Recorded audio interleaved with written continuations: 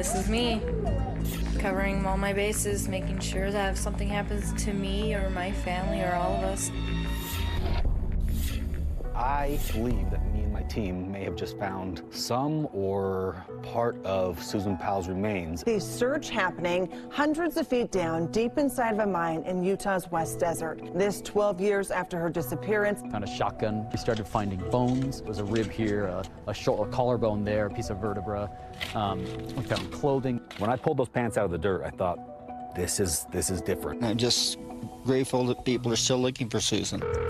And the phone rang, and the voice on the other end said, "When was the last time you saw Susan?" And I instantly kind of felt like dread. What has happened? 28-year-old Susan Powell was last seen Sunday. It has been 3 days. 4 days and counting. Been missing for a week.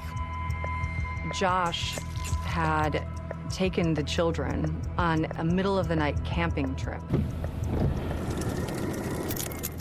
It was freezing cold. None of this makes any sense. He was like, yeah, the kids are here. No, Susan's not with me. And I was like, well, where is she? You know, and he was like, I don't know. Who were you camping with? My dad and my mom. The children said, Mommy was in the van but didn't come back with us. Pretty significant thing for a 4-year-old to tell a detective. She even goes as far as to say, if I die, it may not be an accident. Okay, go and ask one last question. How am I going to find your wife when I get home?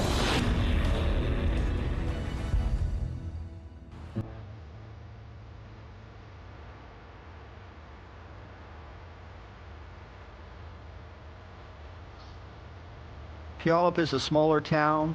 It's located in an area that's kind of protected from wind and rain from the mountains around it. It's a suburb of Seattle and Tacoma. It's homey, it's growing, low crime. Lots of children live there, lots of families. Many people are members of the Church of Jesus Christ of Latter-day Saints. A lot of really nice people interconnected through the church. It's kind of a very typical American community. It is in Puyallup, Washington, where these two families and these two lives intersect. Josh Powell and Susan Cox.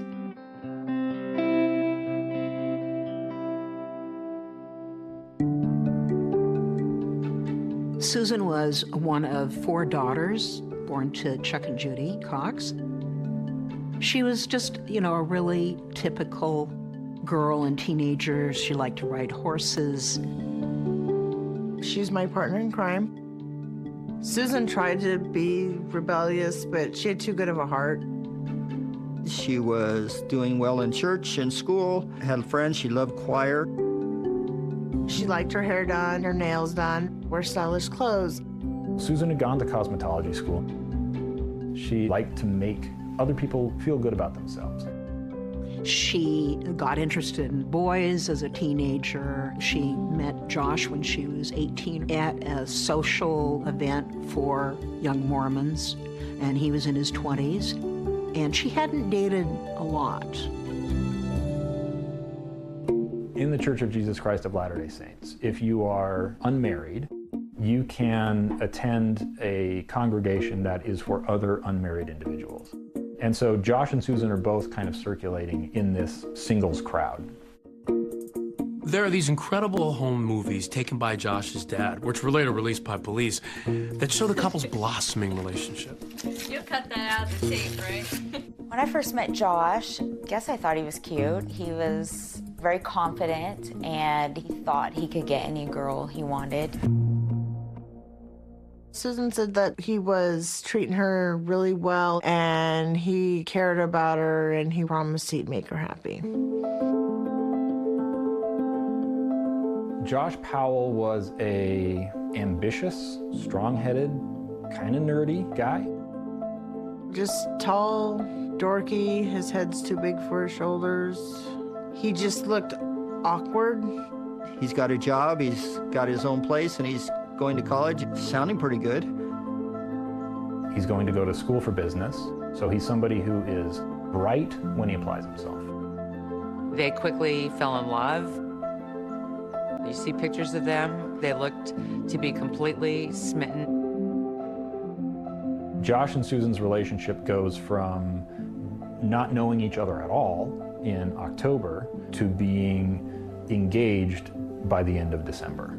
When she told me she was getting married, I wasn't that supportive because she barely knew him. And she just assured me that she's going to be really happy and that he wanted in life what she wanted in life.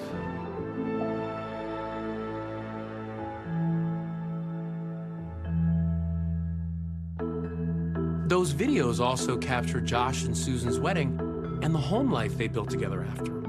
Susan looked very pretty at her wedding. Very traditional, long white dress. Yeah. So you put the ring in that box and opened it up, put it on. She was very excited to show off Josh and start their lives together. Let's see the ring. Let's see that ring. Hold your hand up, please. It's a young person's love story that quickly becomes dark.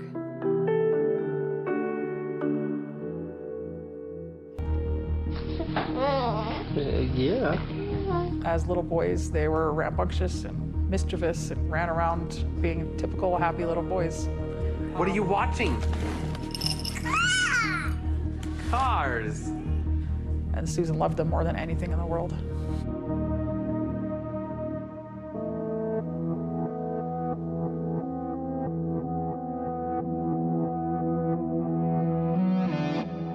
Monday morning, December 7th, 2009. They didn't show up. Debbie Caldwell. She is the daycare provider for Charlie and Braden Powell. And by 7 o'clock, still no Susan. She had to be to work at 7. So that's not like Susan to be late and not call. They don't show up that Monday morning as the snowstorm is coming in, and Debbie Caldwell becomes concerned. Debbie tried to call Susan on the phone, tried to call Josh, couldn't reach anybody. So I got in the van and I went up the street to her house. And as I pulled into her circle, there was no tire tracks in the driveway. So I pounded on the door and I got no answer. So Debbie calls the emergency contact, which is Josh's sister Jennifer Graves and Josh's mom, Terry Powell. The conclusion that we came to was carbon monoxide. They're probably dead in their beds. We ended up calling the police. 911, what is your emergency? My son and his wife and their 2 children are not responding to calls, so they're not responding to people pounding on their door, and there's no tracks coming out of their driveway. We're worried that maybe gas has been left on or something like that. And a couple of officers come out on a welfare check. They determine that the best course of action is to break a window to see whether or not the family is in there. And they said, we'll go in if you'll pay for the window. And so we said, yeah, absolutely. They find evidence that pointed to some unusual circumstances. Why would that be here? That just wasn't a normal thing.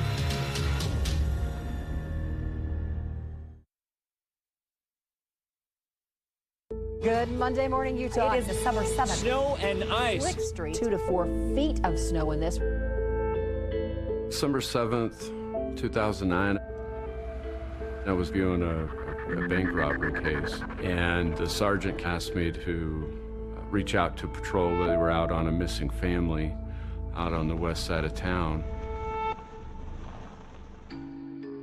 Jennifer gave permission to the police to break a window and go into the house. Most officers just kind of shimmied in. He was like, wait, what is up with the fans? There are 2 box fans pointed at the carpet in the living room, and we were all confused.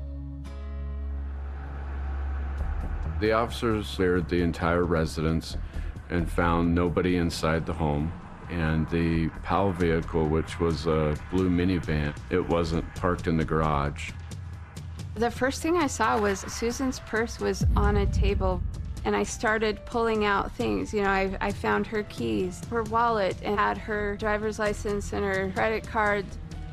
You would expect that if she had left on her own, was intending to go someplace, she would have taken those items. The kitchen, the master bedroom was fairly clean. I mean, the bed wasn't made. The bedroom for the children, the blankets were missing. But yeah, the house was pretty orderly. There was no sign of a disturbance, physical altercation inside of the residence.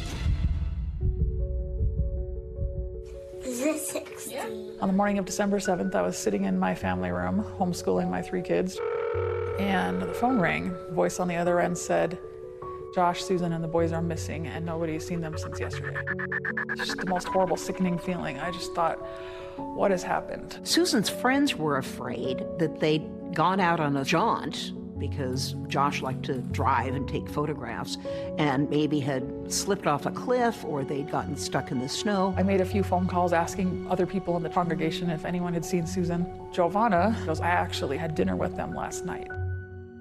Susan asked Giovanna to come over to the house and help her with her knitting and crocheting. While she was there, Josh, who never did anything domestic at all, offered to make people dinner. She was crocheting on her blanket. I was working on the yarn. Josh and the boys were in the kitchen cooking. He called his father, Steve, to ask for a recipe for pancakes.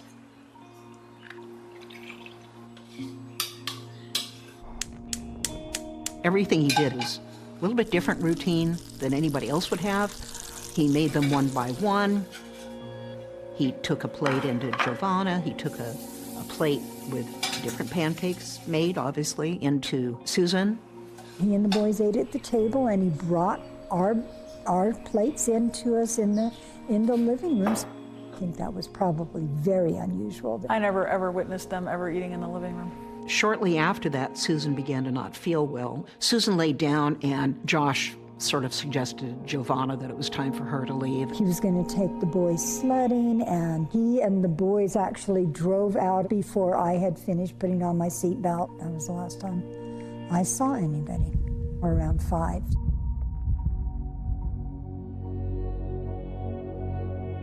My brother finally called right away, asked about the kids, asked about Susan, and he was like, yeah, the kids are here. No, Susan's not with me. And I was like, well, where is she? You know, and he was like, I don't know. I have no idea. Like, she went to work. Josh drives all the way south to a place called Point of the Mountain, and he places a phone call to Susan's phone. Hello, Susan. We are on our way back, and I can't believe that somehow my brain missed the day. I thought today was Sunday. That was really, really stupid. All right, I'll talk to you later. Okay, bye.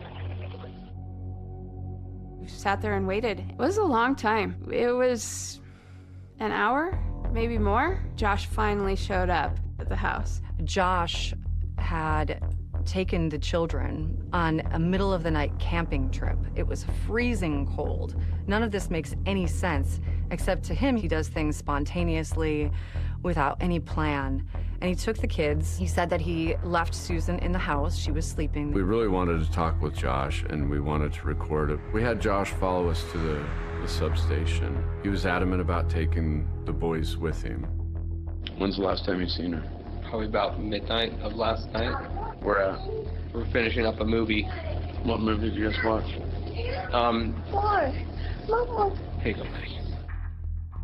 Josh is very evasive, and he uses the kids who are in the room to distract away. He wasn't forthcoming with answers or information, so it was very frustrating.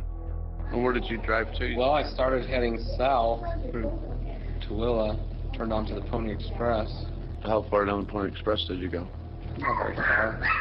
Maybe 20 miles, I don't know. So what did you do once you got there? Hooked up a heater and had a fire for the boys. Josh said they drove to Simpson Springs and had s'mores over a campfire. It's not really very clear exactly what happened that evening and the next morning. We asked him if we could search his minivan, and he agreed. The minivan was full of camping supplies, like there was a tarp, a generator, shovel, graham crackers. During that search of the minivan, where they find Susan's phone hidden in the center console. It's this pink cell phone, clearly not Josh's.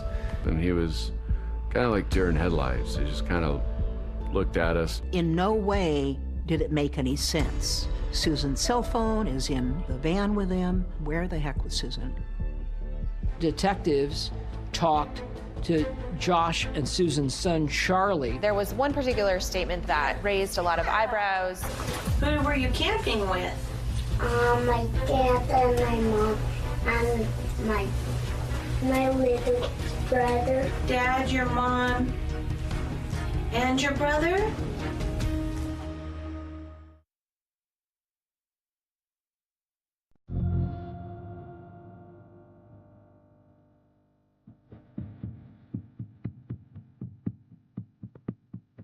Down the street from the Powells, Kiersey Hillowell sat in a downstairs playroom wondering, where is Susan?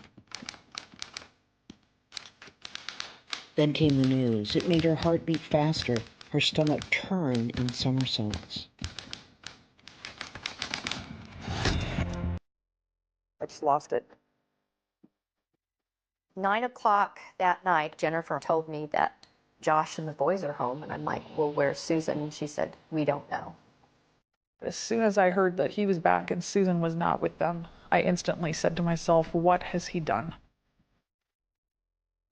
It became like this game of telephone, where people were passing along these little bits of information, and suddenly a larger story was coming together. He said he was out driving around and gone out camping with the boys. And I'm like, are you a crazy man? It was cold. That is 100% Josh. He did that kind of stuff all the time. But Susan would have never allowed him to ever take the boys out in the winter to the desert in the middle of the night. Never. I never believed his story at all.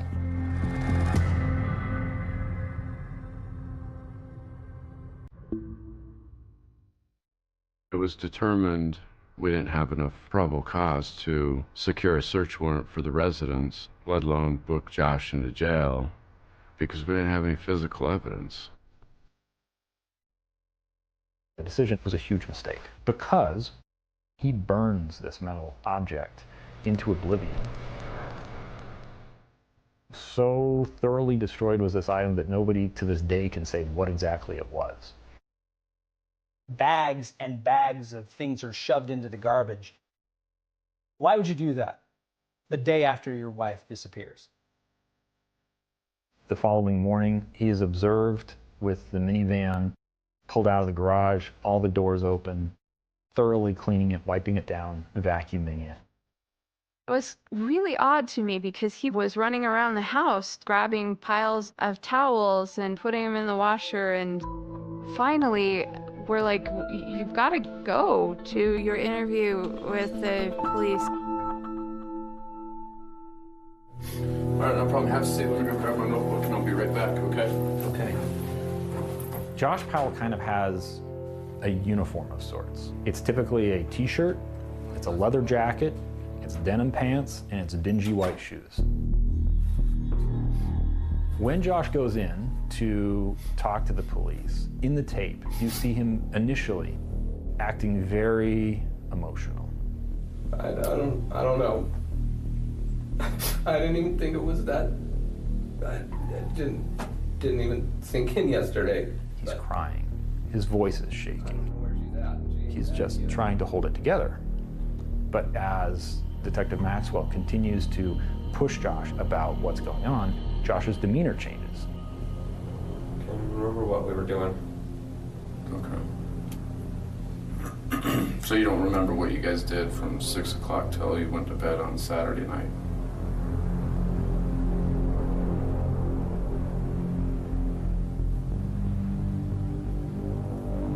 I just don't remember what activity we were doing. Josh is not a participant at all in talking about his missing wife. Shows no urgency in getting out to go look for her. During the day, but...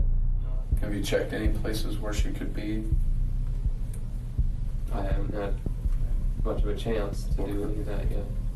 He asks police no questions about what they're doing to find her. Jack, what place should we go check to see if we can find her?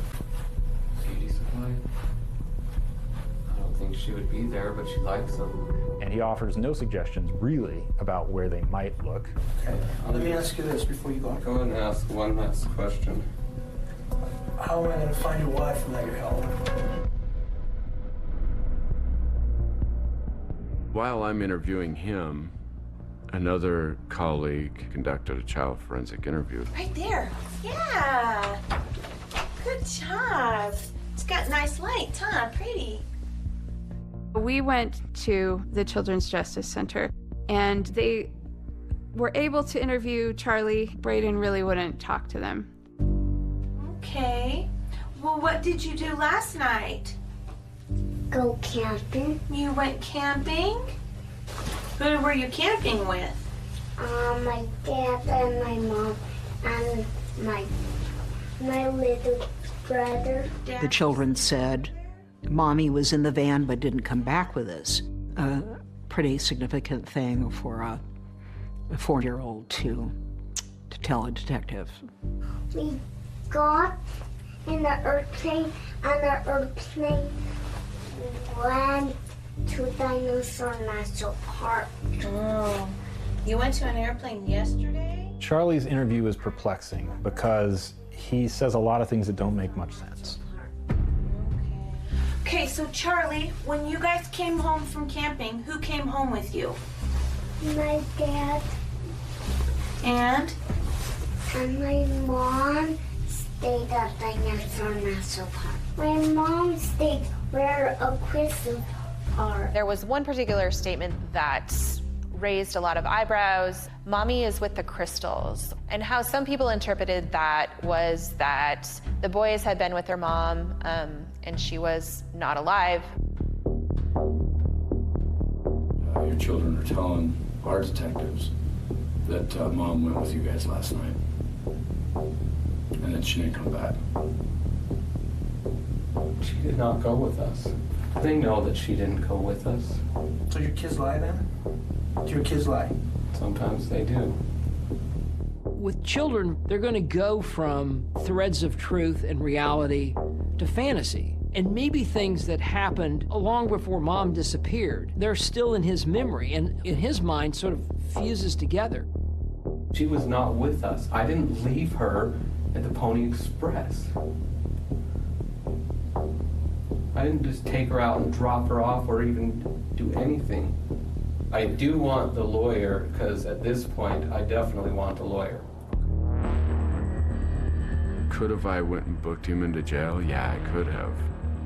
But we wanted to find Susan, so we were putting a GPS tracker on his van. We want him to be out and about and see where he goes. Instead of picking up his van, he went to the airport. He rented a Ford Focus. And he vanishes in that rental car for 18 hours. And when he returns that rental car, it has an additional 807 miles on the odometer.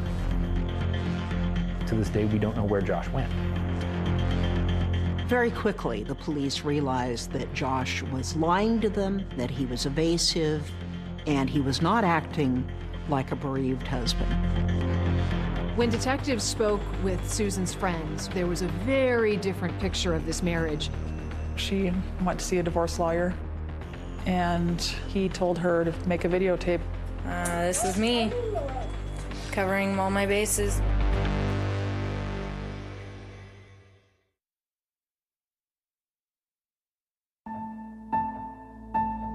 In a developing story, the search continues this morning for a missing wife and mother in West Valley City. We had been hearing some buzz in the community that there was a woman who was missing. 28-year-old Susan Powell was last seen Sunday night, a family dinner with other friends. It has been 3 days. 4 days and counting. Been missing for a week. Utah gets missing persons cases almost every day. So this didn't really stand out as anything out of the normal. ABC4's Brian Carlson is live at the West Valley Police Station tonight. Until you start to hear some of the details unravel.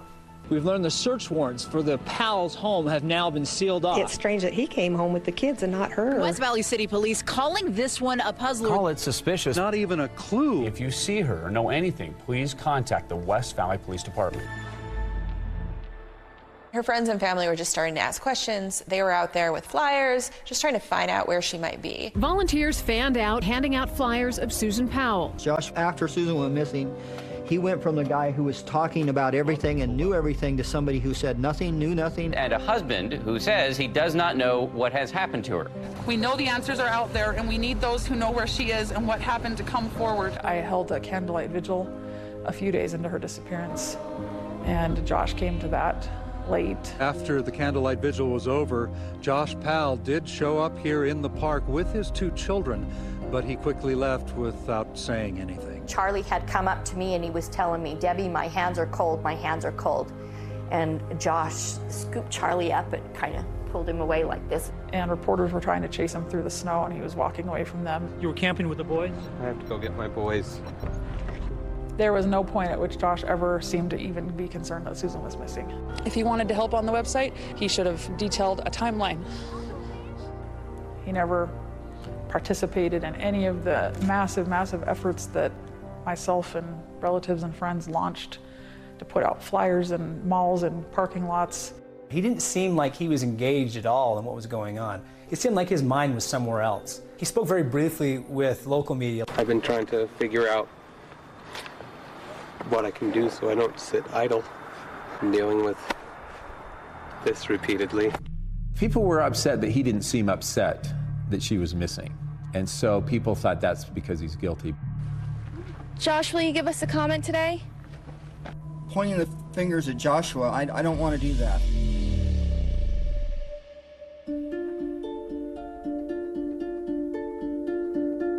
It seemed like initially Josh and Susan were a pretty conservative couple, loving family, couple of kids. We learned that there was a lot of distress, a lot of turmoil in their marriage.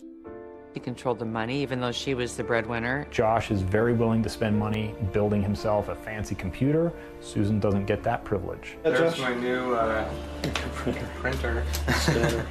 With the drawers underneath, shelving. It's sad to look at that family and know now what was actually going on. Susan was tormented about how troubled the marriage was. She'd been really happy, he'd been a great husband, and she said that he really changed. He became not affectionate. Taking a picture of the back of your head.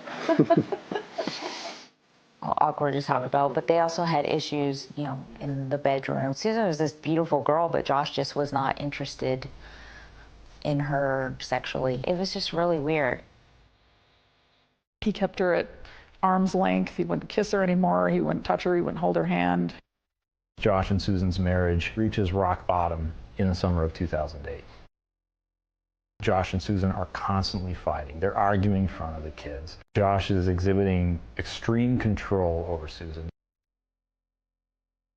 She said one time we were having a screaming fight and I shoved him, pushed me back, and he goes, "If you ever do that again, I'm gonna hit you." But she said he never did. Susan's now starting to think about, I've got to get out of this marriage. She went to see a divorce lawyer one time for a free consultation at my advice, and he told her to make a videotape of everything in your house. This is me, July 29th, 2008, covering all my bases, making sure that if something happens to me or my family or all of us, that our assets are documented. And here is our safe. Got all sorts of files, financial information, speakers, 5.1 surround sound. Broke this and threw all my DVDs and made a mess. There's a hole in that wall. Beautiful diamond necklace my mom bought. Jade, that's a family heirloom. Not worth thousands of dollars, but I have assets. Hope everything works out and we're all happy and live happily ever after, as much as that's possible. After she would email me a lot and just say it, I want to do everything in my power to save my marriage before I walk away. Josh had warned her, if you divorce me, you'll never see the children. So she stayed. Police ended up discovering the safety deposit box that Susan kept secretly from Josh at the bank where she worked. In it, they found a DVD, some savings bonds, and there was a makeshift will and testament. The last will and testament, handwritten on one piece of paper, both sides, top to bottom, side to side. There was no room to write another word. She wrote about how bad the marriage had become. She talked about $1 million life insurance policy that Josh had taken out on her. And she told her boys she would never leave them. She even goes as far as to say, If I die, it may not be an accident. That is our biggest piece of evidence. It's her last words. There was no doubt that this document was authored by Susan. The biggest mystery of this case is why didn't police arrest Josh Powell? I was frustrated because they hadn't arrested him. I felt they had plenty of evidence to arrest him. Police have officially named Joshua Powell a person of interest in the disappearance of his wife, Susan. The West Valley City Police Department took a lot of heat for not throwing the handcuffs on Josh. There's a pile of circumstantial evidence. Is there enough there to arrest him and book him into jail and hold him accountable? Absolutely there is. Could we? No. The district attorney's office would not file any charges. They were very specific and told us that we needed to wait 12 months with no body.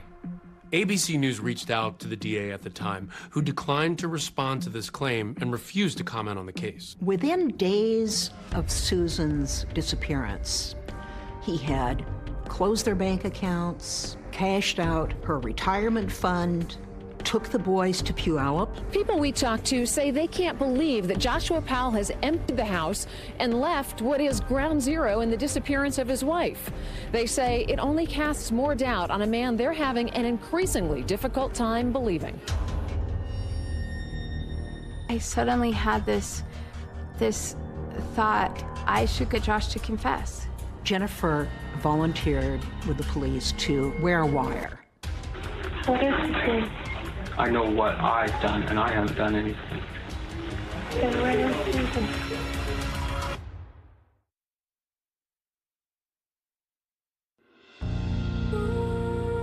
For right now, you just endure and take each day as you can. When Josh told police he took the boys camping in the middle of the night in Utah's West Desert, police started their search there. Detectives are scouring rocky hillsides and abandoned mine tunnels for any signs of Susan Powell. But police for months and months would search these mines, taking K-9 teams. And West Valley police detectives say they plan to survey as many as possible. The most intense part of this search is happening right at the bottom of this hill. Investigators are swarming the high desert. Josh told somebody that the best place to dispose of a body would be in a mine. This is one of those abandoned mine shafts in which detectives went through. Nobody'd ever find him. It's like finding a needle in the haystack. A lot of questions still unanswered at this point. There's a big part of you missing, and you want to know the truth. But the family won't give up hope. There is still purple ribbons at their home. There is still stickers on car windows. Josh decides that he's going to take the boys up to his dad's house in Washington to try to get away from the media circus. You have anything to say? Josh, will you give us a comment You're today? a person of interest, Josh. Josh's dad, Steve Powell, he takes control. He shields Josh from the media and becomes his most ardent defender.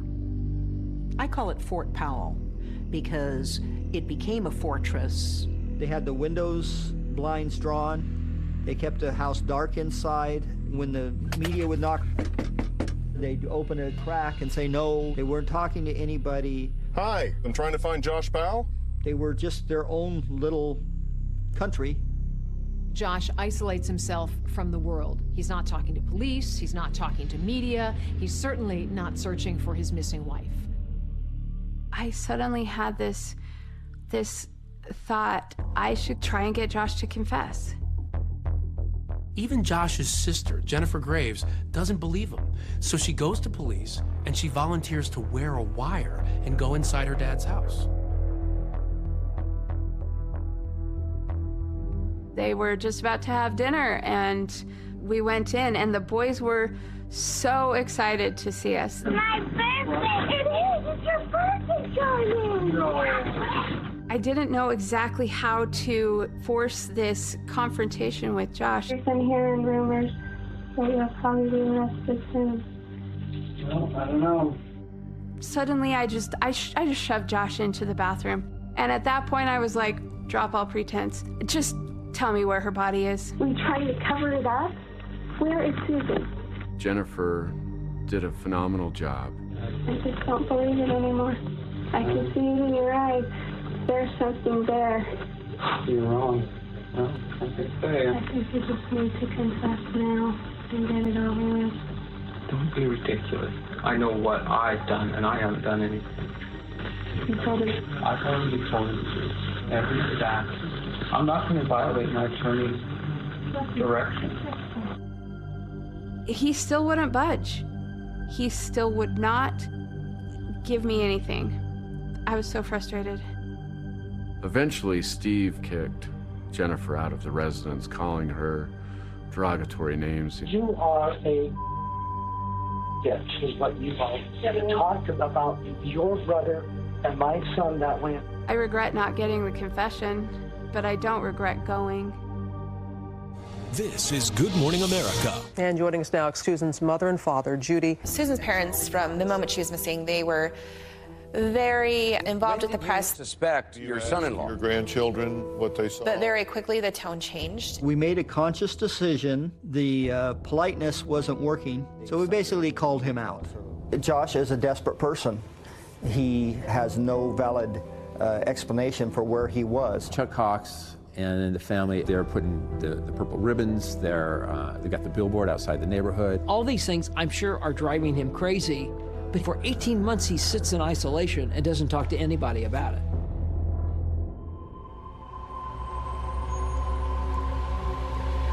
To try to get Josh to talk. We put together the honk and wave. What in the world is a honk and wave? Thank you! And he said, you make these, you're gonna get these huge signs and you stand on the really busy corners and get people to honk and wave to show their support. Thank you! It can cause anxiety and disruption in your suspect's mind. People start to do things as the stress tends to build. They picked a busy street near a store that they knew Steve and Josh shopped at, and Chuck and Judy, others were out there with signs and everything. And there were television cameras there. We're not gonna stop looking for her no matter how long it takes.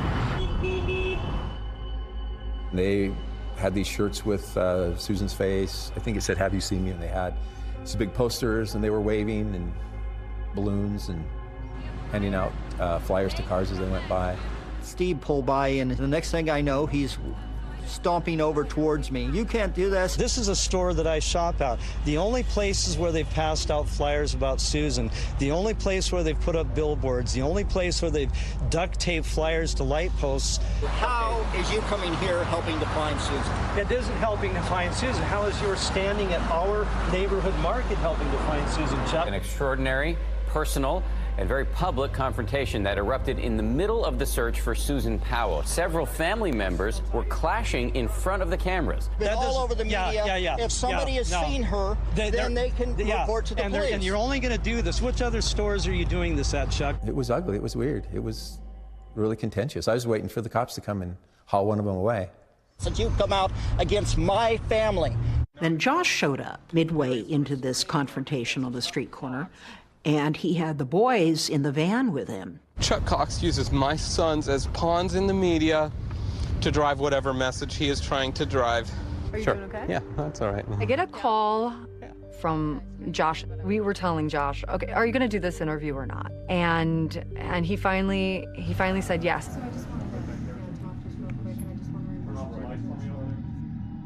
You still love her?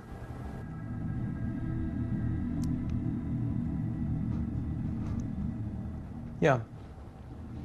He seemed very distant when I spoke to him. He had a hollow look and a stare that I wondered, is he trying to intimidate me? Josh, did you kill your wife?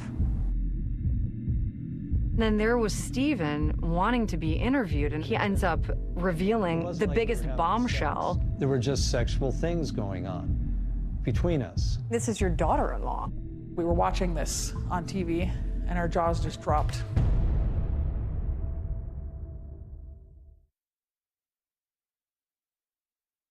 Do you see the birdie? Where? Don't crawl in the dirt, boys. Hope everything works out and we're all happy and live happily ever after as much as that's possible. When she went missing in 2009, it shocked everybody, especially since her story was so bizarre. 10 years on, we're still thinking about her, and we're still thinking about, we want closure on what happened to her. searching for the final resting place of Susan Cox Powell. I believe that me and my team may have just found some of Susan Powell's remains. With every bucket load that we pulled out after that, we'd find a piece of vertebrae or a piece of rib. Holy cow, this could have been where a body, ultimately was. And I was like, where is she? And he was like, I don't know. You have anything to say? Josh, will you give us a comment You're today? a person of interest, Josh. We can't talk about Susan or camping. I always keep things as secret. During that interview, it's very clear that Charlie has been coached. He looked more and more like a psychopath. He was running out of places to hide. Slams the door in her face and locks it. This is a story you can't write in a Hollywood script. No one would have thought in a million years that's how the story would have ended.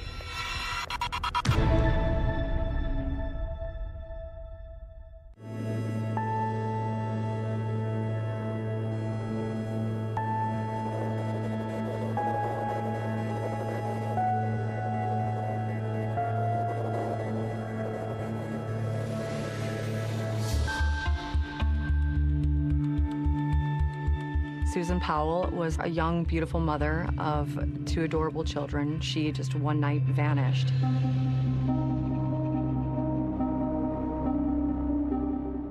Detectives have named Josh Powell a person of interest in the case. He did some local news, some ambush-style interviews where they would ask him something on the fly. And You were camping with the boys? I have to go get my boys. But he never really sat down and talked about what happened. And I'll never forget the first time that I met him. I shook his hand and a chill just raced up through my spine. I just shook the hand of a killer. Are we rolling? Why talk now? Oh, man. I wanted to come out and say something. People who know me know that I'm a good dad. I was a good husband. I provided for them. Susan also contributed. Nothing he told me during that interview convinced me that he was not part of what happened to her and why she disappeared.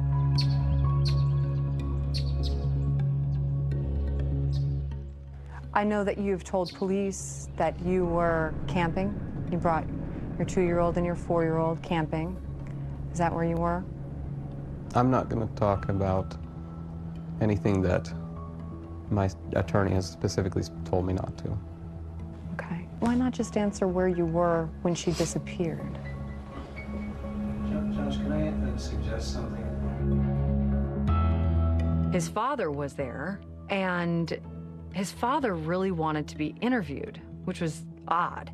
And I had really no desire to interview Stephen Powell. At that time, 0. And I just thought, this is such a waste of time. This is pointless. You think she ran away with another man? It was another man. I don't think Josh was in the room for that part of the interview.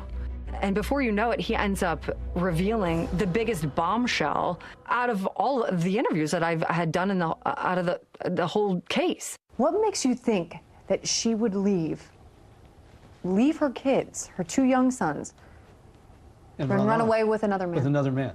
Susan was very, very sexual with me. She was very flirtatious. I mean, she did it. I did. I mean, we interacted in a lot of sexual ways because Susan enjoys doing that. But this is... I enjoy doing that. Why are you telling everyone that? That's not to your benefit, but somehow in my dad's own twisted mind, he thought that that was the greatest strategy to keep the dogs off Josh or something. I don't know. One day we were at an animal park. I was holding Braden in my arms, and I had my hands like this. The part I remember is that Susan came over to take him from me, and instead of just reaching out and grabbing him, she pressed her breasts against my hands, tightly. and she wouldn't let my hands out. And that's nice. It was a cold day, so it was a nice, warm feeling. Give me a break. But he loved to talk about it.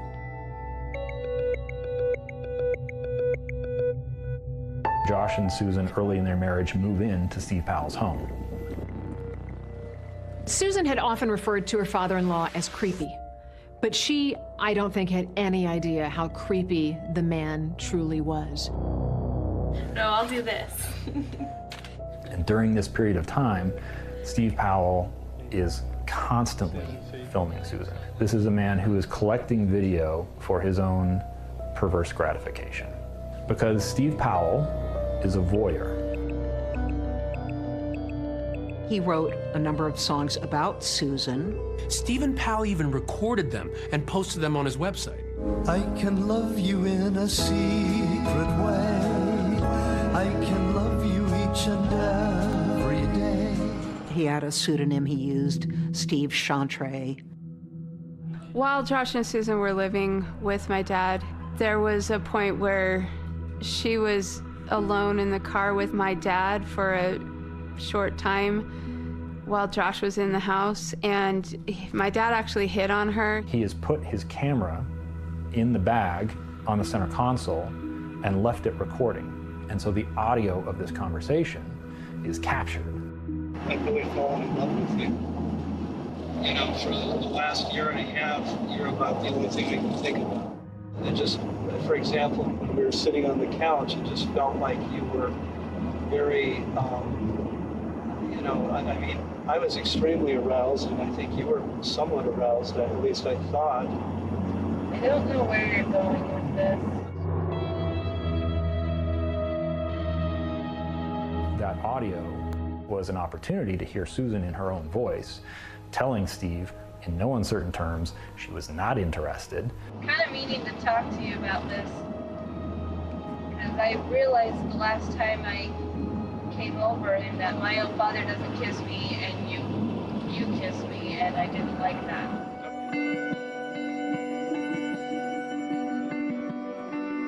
She was extremely upset about that and disturbed, but even more disturbed when Josh just said that that's his dad. I mean, he was obsessed with Susan. He was absolutely obsessed, and he wanted to talk about it. To me, this was the headline. And it also put a target on Stephen's back. And maybe he had something to do with this. The focus was less on Josh, and it shifted straight to Josh's father because it was so creepy. That was my big takeaway. Police raided the home of her husband and father-in-law, seizing several computers and sealed boxes after those disturbing allegations made by both of them right here on GMA yesterday.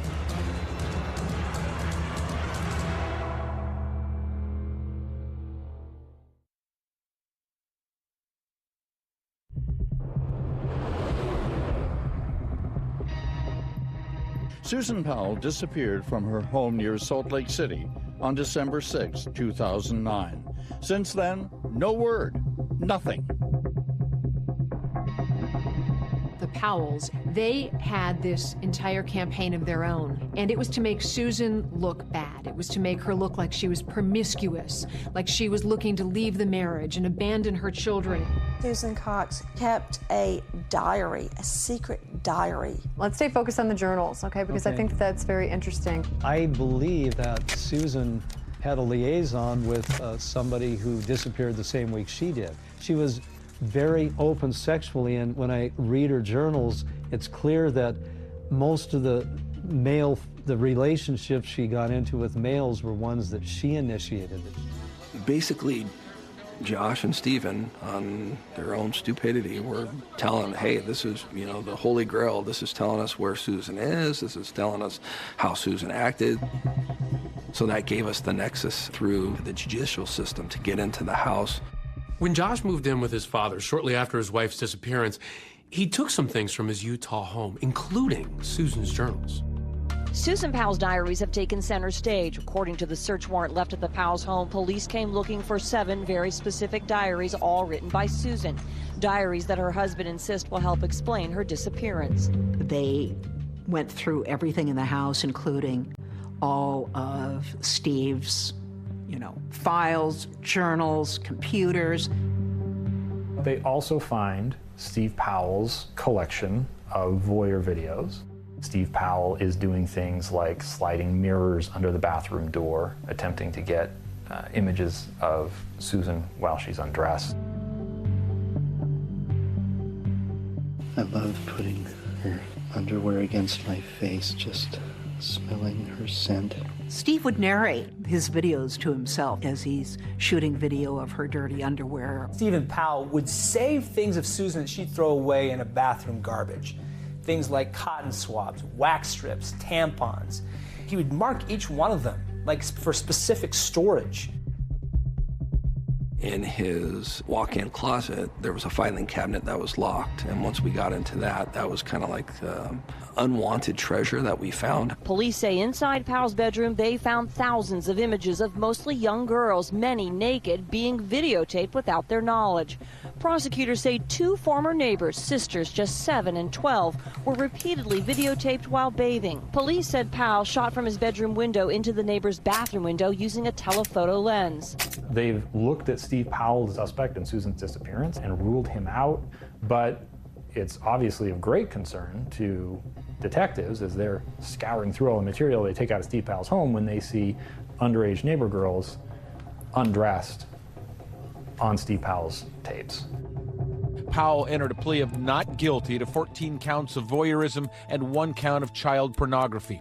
Stephen Powell was eventually convicted and sentenced to 5 years in prison for possession of child pornography. Because of all the things that the police encountered in the search of the Stephen Powell home, it became apparent eventually these boys were at imminent risk of harm. The best part that came out of the search warrant with Steve's house was Child Family Services of Washington stepped in and shared with us that they would take custody of the children. The boys, ages 4 and 6, were taken last night by the state, and now Susan's father is fighting to keep them with him. They were going to be placed, relative placement with us, so we were essentially foster parents. Josh didn't want them with us. My sons are safe with me. They're safe in my home. They're safe with my family. I think Josh's main fear probably was that once Charlie started talking to their grandparents, the story would get out. They were saying things like, our mommy went with us on the trip but didn't come back. We can only see our mom again if we go camping again. Braden drew the picture of a minivan with stick people inside, and who's this? Oh, that's me. Who's that? That's Charlie. Who's that? That's Daddy. And he said, and he volunteered, Mommy's in the trunk. We wanted to interview them. Will you sit right there? So I wrote the search warrant for that. Charlie, has anybody talked to you about your mom? No? I not know where she is. She got lost in somewhere. During that interview, it's very clear that Charlie has been coached. His answers are extremely evasive. We can't talk about Susan or camping. I always keep things as secrets. The only thing we got out of that time was that at one point he said that she went camping, but she didn't come home with them. And then he kind of clammed up after that. I didn't want to talk to you on this long. I mean it on this many minutes. Now I'm done.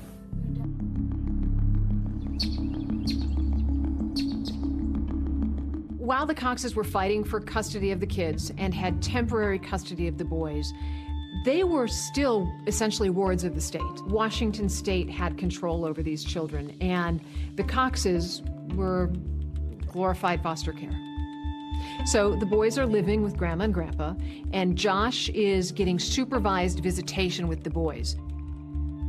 The visitation is at first understood to be taking place at a secure third-party facility. But in short order, Josh takes steps to rent his own house, and he begins pushing the social workers, asking them if they can move visitation to this new house that he's rented, because it's not Steve Powell's house. It shouldn't have the same concerns. I think the boys were ones that originally told me, hey, we got to go to Daddy's house or something, and I went, oh, really?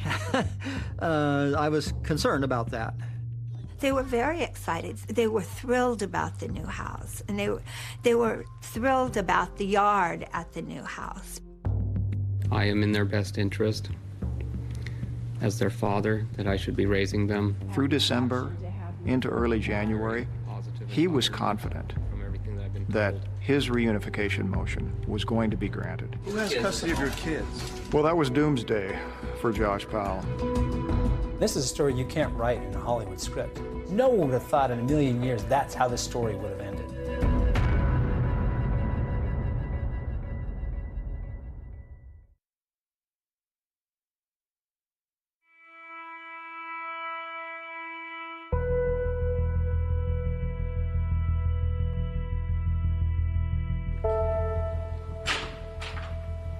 Josh, is there anything you'd care to say on your way in? When Josh was fighting for custody of Charlie and Braden, it wasn't about being a father. It was about beating the Coxes. The kids seemed like typical kids to a certain extent, but they were undergoing a lot of stress. I think Josh went into that hearing on February 1st thinking he was going to get his kids back.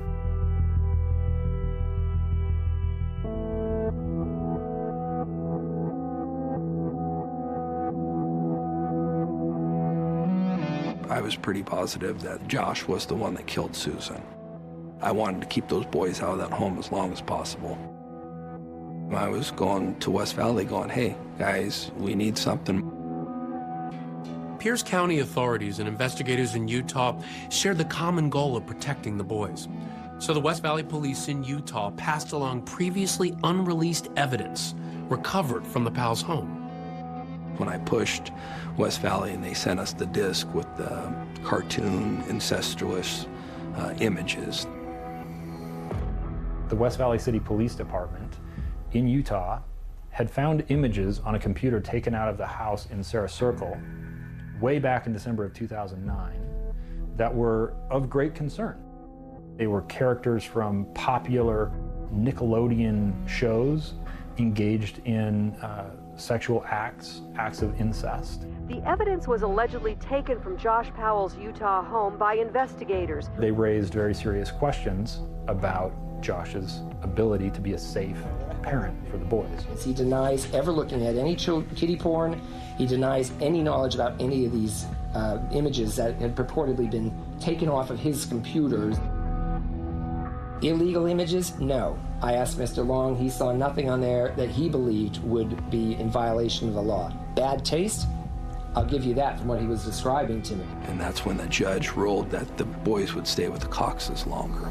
The images are enough that Judge Catherine Nelson is ordering Josh Powell to now undergo a psychosexual evaluation. This is an exam where they measure aberrant arousal, so you can't lie. Because physically the arousal will show if you're into things that might be illegal. He had to take psychosexual evaluation, which is one thing that I know he wouldn't pass, but it included a polygraph. And that means that Josh is going to have to do what he's avoided doing from the very first days after Susan disappeared, which is take a lie detector test. He'd been able to get away with murder, so to speak, for a long time. But a polygraph, I think he was really afraid of. He didn't want to answer all these questions about Susan and how she went missing. He truly had gone down in flames from being pretty sure that he was going to get his kids back. Are you disappointed the kids are going to be coming home with you? I think the arrow was taken out of him. He looked bad. You just saw his welfare diminish.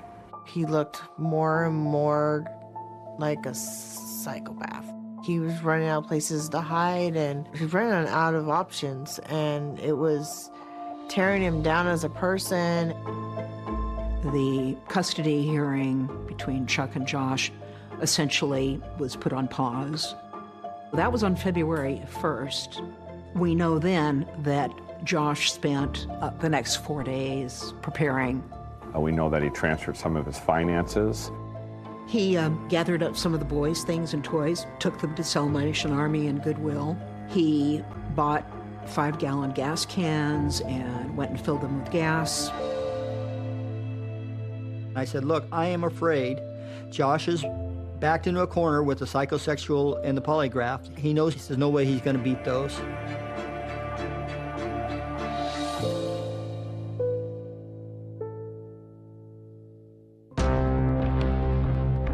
So the morning of Sunday, February 5th, Chuck had gone to church early.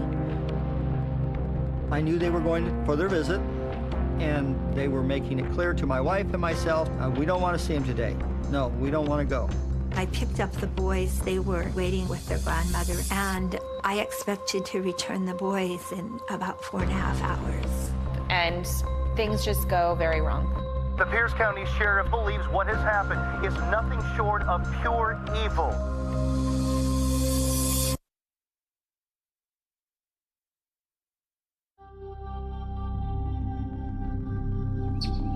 This is a story you can't write in a Hollywood script.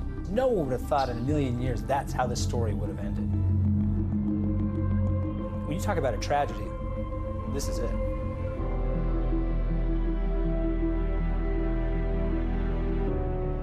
The morning of Sunday, February 5th, Elizabeth Griffin Hall arrived at the rental house, parked out front, and as children do, Charlie and Braden got out of their car seats. They rushed to the front door, which is what they always did. I was 1 or 2 steps in back of them. The kids just rushed in. I saw Josh for just 1 second. His eyes caught mine, and he had a look in his eyes. She looks him straight in the face. He slams the door in her face and locks it. I knocked and I knocked and I rang the doorbell and I started yelling at Josh, let me in. And I heard him say, Charlie, I've got a big surprise for you. And immediately she smelled gasoline, and she knew it was an emergency situation. I'm on a supervised visitation for a court-ordered visit, and something really weird has happened. I think I need help right away. He looked right at me and closed the door. All right, we'll have somebody look for you there. Okay, how long will it be? I don't know, ma'am. They have to respond to emergency, life-threatening situations first. The first available deputy. Well, this could be life-threatening. He went to court on Wednesday, and he didn't get his kids back. And this is really, I'm afraid for their lives. Okay, has he threatened the lives of the children previously? I have no idea. All right, we'll have the first available deputy contact you. February 5th, 2012, Super Bowl Sunday. I went to church. I came home, Super Bowl Sunday. I remember watching the Super Bowl that day and seeing the reports come in. Good afternoon, everyone. I'm John DeCepolo. We are interrupting your programming for some breaking news. And I got a call from my neighbor, and he said, change the channel. I was actually in Indianapolis. The Patriots were playing the Giants at the Super Bowl. Patriots lead the Giants 10-9 at halftime. And I was there with my family. And it was halftime, and Madonna was about to take center stage. As Madonna takes the stage to perform Vogue, Abby's in the stadium concourse, trying to absorb the text she just received.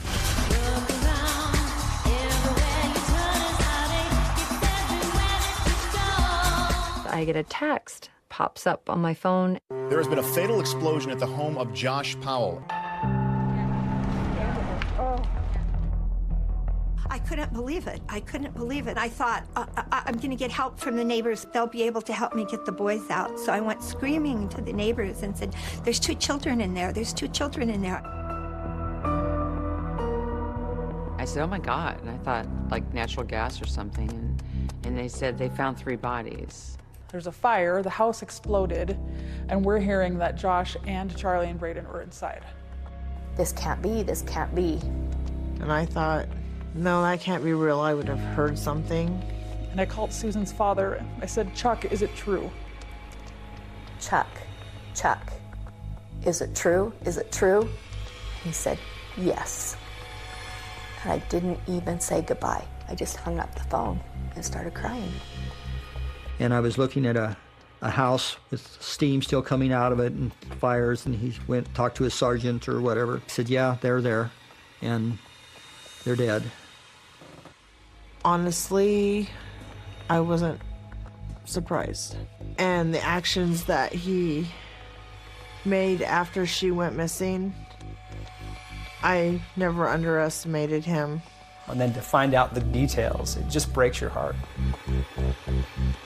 The Pierce County medical examiner says both boys had chopping wounds on their heads and necks, but that's not what killed them. The cause of death for all three was carbon monoxide poisoning. We believe he bought 2 5-gallons worth of gas, and one was used in the room where the boys were killed, where we found the hatchet, the boys, and one of the gas cans. And then after he had incapacitated them, he arranged them on the floor next to each other and poured gasoline on and around them and around the house. And then he sat on a gas can and lit a match. And they were still alive when the fire started, and they died of smoke inhalation. And there was also gasoline in their lungs. Police say there's clear evidence Josh planned out this house explosion and meant to kill himself and his children.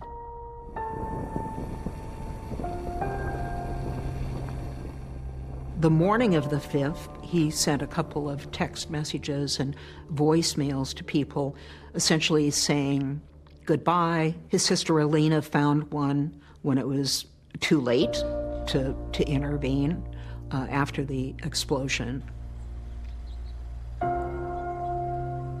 What did he say? I think he said, "Hello, this is Josh. I am not able to live without my son, and I'm not able to go on anymore. I'm sorry to everyone I've hurt. Goodbye." When you heard the audio recording, what did you think? What did you make of that? I thought he had lost all hope. To find out that, you know, he used the axe first, and to find out that he said to them, you know, "I have a surprise for you." Any little bit of doubt that anyone could have possibly had that Josh killed Susan had to have gone out the window. The fact that he could have done that to his kids. This wasn't tragic. This was deeply wrong. This was evil. You do not kill little kids. Police are convinced the explosion and fire that destroyed Josh Powell's home is a murder-suicide. I don't know anything else I could have done. And they're still dead. My daughter's still missing, and now the children are dead. I had them safe. They were in my care. They were gone. I was frustrated with the Child Protective Service Agency. Why would they put this single woman in charge of these boys and send her into the lion's den?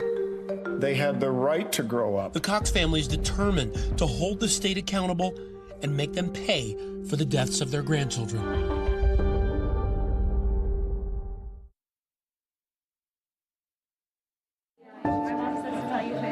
You'll cut that out of the tape, right? Hey, Braden. Hold still. That's the saddest part, is you look at photos of Josh and Susan, Charlie and Braden, and you think about what could have been. Those boys deserve to grow up, and they never got the chance. We've been robbed of 3 precious lives, and it's just unthinkable that the same person did it.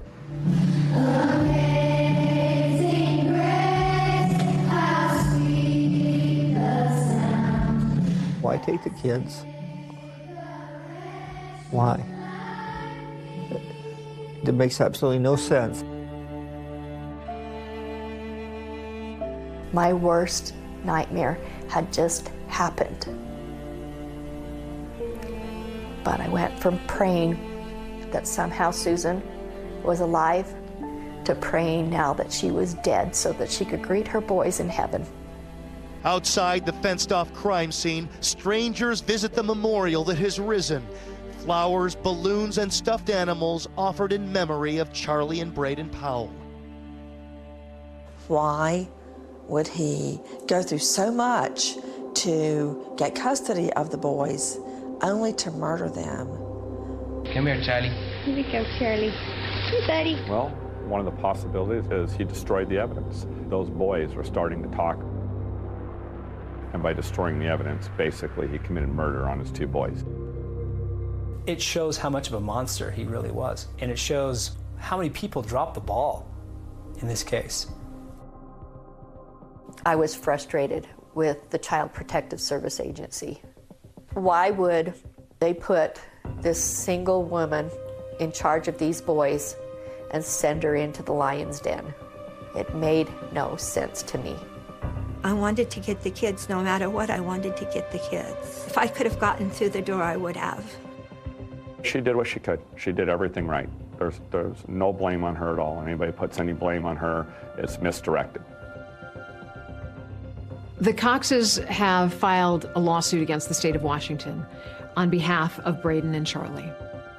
It's a wrongful death lawsuit, and their position is that the state of Washington put Josh's parental rights before the welfare of these boys. The Cox family lawsuit didn't include Elizabeth Griffin Hall or any other individuals as defendants. The fact is she was not the one that made the decision for this to be in the home. So to a certain extent, she's lucky she's alive. And she's, I think, a victim in a lot of ways, too. They filed this lawsuit, $35 million for Braden, $50 million for Charlie. $5 million for each minute that these boys suffered at the hands of their father before they were ultimately blown up in Josh's rental house. Please be seated. Good morning, everybody. You have a civil case against the state that started in February, was disrupted because of COVID-19. Please now give your attention to Mr. Buck as he presents the plaintiff's final argument. It is out of the state's failure to live up to their own primary directive of assuring the safety of the children that this tragedy was born. What was the place that had the least protection? Josh Powell's home. What about the level of risk? Then the state learned of the boy's statements. It learned of this incest images. It learned that he was going to have to undergo a psychosexual evaluation, a polygraph. If the state had followed its policies, its guidelines, common sense, investigated, had visitations where it was supposed to have them, none of this would have happened. Thank you very much. Ladies and gentlemen of the jury, this will be the only and final time that you hear from the state in this matter. The state took this very serious. They did their job. They followed their policies. Yes, the fact that Susan Powell was missing was known, but after more than 2 years after her disappearance, still no arrest, no charges against Josh Powell. It actually takes facts and proof to remove a child from their parent, to keep them out of the home. The guides on visitation shows the number one preferred location is at a parent's home. That's why transition to a home occurs. The goal in these type of cases is always family reunification. I'm going to submit to you that Mr. Powell is the sole cause of the murder of his sons. It was not due to any negligence by the state of Washington. It was Mr. Powell who did this. The truth of the fact of the matter is, they're the only ones who could have protected the children at that point. They're the ones with responsibility. Has the jury reached a verdict, ma'am?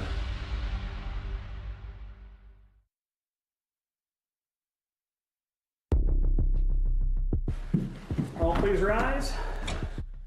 Please be seated. Court is reconvened. Has the jury reached a verdict, ma'am?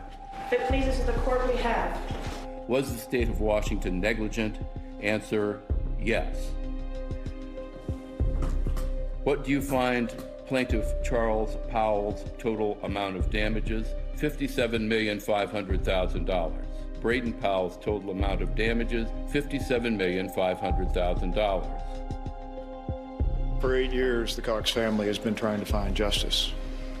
And it took us a long time. And we took a long hiatus with the pandemic.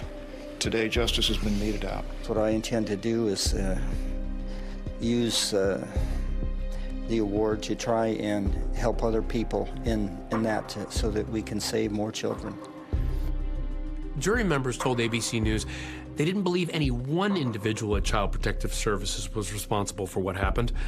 They blame a systematic failure for the tragedy. It just came down to this. You cannot have reunification, you know, as your goal at the expense of child safety. And, you know, lawsuits change things. Brown versus Board of Education, Roe v. Wade. I mean, that's how things change. So 2020 reached out to several agencies in both states, and they declined to comment or refer us to other departments. In the end, we were unable to get an answer to our questions. Could the actions of these agencies, or their inactions, have contributed to the murders of Braden and Charlie Powell? My heart absolutely breaks for Chuck and Judy Cox. Think about what this couple has gone through. They lost their daughter. Both of their grandbabies were horrifically butchered. And the only 3 people that could shed any light on this are dead. It should have never have got to the point where you had Josh getting his kids into that house and blowing it up. Josh's actions are definitely an admission of guilt. She's gonna divorce him. If he can't have her, nobody will. So he kidnaps Susan and most likely murders her and disposes of her body. Where? Nobody knows. I know there are 10,000 abandoned mines in Utah. That's a lot of places where you can dump a body. We do begin tonight with the search happening hundreds of feet down, deep inside of a mine in Utah's West Desert. The search for Susan Powell's body continues. Emily, what happened to Susan Powell is still unknown, and her family never got closure. But now a crew is searching a mine shaft in the West Desert. Dave and I, since we were kids, we've been out exploring this sort of stuff since a long time ago. Our dad was one of these desert rats that just fell in love with the wide open spaces, the ghost towns. It's not surprising that we end up 30, plus years later out there doing it all over again. Our business specializes in doing things that other people can't or won't do. But every once in a while, we get a really cool opportunity to, get involved in a missing person case, like this one with Susan Powell. I was very fascinated with the idea of maybe helping find Susan. I've kind of just been following along ever since, and then we got a tip that there's a chance she's out here. The majority of our search, rescue, and recovery operations are all pro bono. We are not part of law enforcement. As a private entity and a volunteer search group, we can kind of just move faster. Early on in the excavation, roughly at about the 75-foot level, did just find a bone, looks like a rib. We were more motivated to keep getting down in there and removing more and more material. Every bucket load that we pulled out after that, we'd find a piece of vertebrae or a piece of rib. And that's when we started to get to some really exciting stuff, which was where we found, a pair of pants. First phone call with Susan's dad was like, okay, this is my guy. He drove through the night all the way down from Washington to be on site with us. The likelihood is pretty low that we're going to find something. But on the other hand, she's still out there somewhere.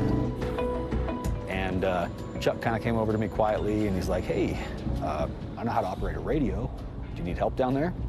And I said, Chuck, do you really want to go down in this hole? And he said, absolutely. He went from a father who was looking for the body of his daughter to part of the search team. We're still at the point where it's like, are the bones animal or they're human? And so we're excited to get the DNA tests back. It's a blessing, and I'm just so thankful that they're doing it, and I'm just grateful that people are still looking for Susan. And we should point out tonight that the judge presiding over the Cox civil case has now cut their original award from $98 million to approximately $32 million, $16 million for each of the deceased boys. And the Cox family has appealed the court's decision, as well as the fact that Washington State has been granted a new trial. That's our program for tonight. I'm Amy Robach. And I'm David Muir. From all of us here at ABC News in 2020, good night.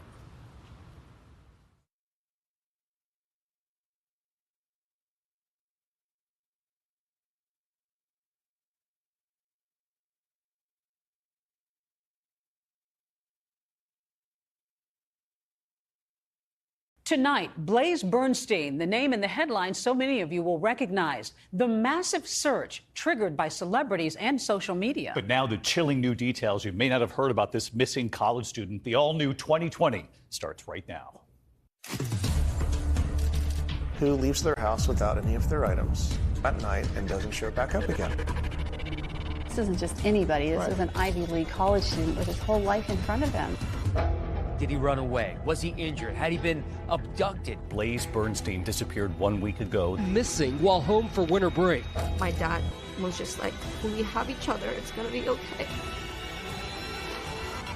And there was an immediate firestorm of attention to this case. Charlie Puth, who put it out there, Kareem Abdul-Jabbar. This is the period in which begins your amateur This is what we're trying to figure out You what's become a going on. sleuth. We would not have been able to figure it out without the help of kids his age. I remember showing the police, like, look what I have. And that's when the whole evening changed. Blaze Bernstein's phone at that point in time turned off, and I had no more records. So they've been together, and Correct. suddenly Blaze goes dark. I heard voices raised in the distance somewhere, screaming like... Blaze's best friend received a text message. I did something really horrible for the story. No one can ever know. So if you're dealing with a situation like this, you don't want the person who you're hunting to know that you're onto them. Just help us find my brother.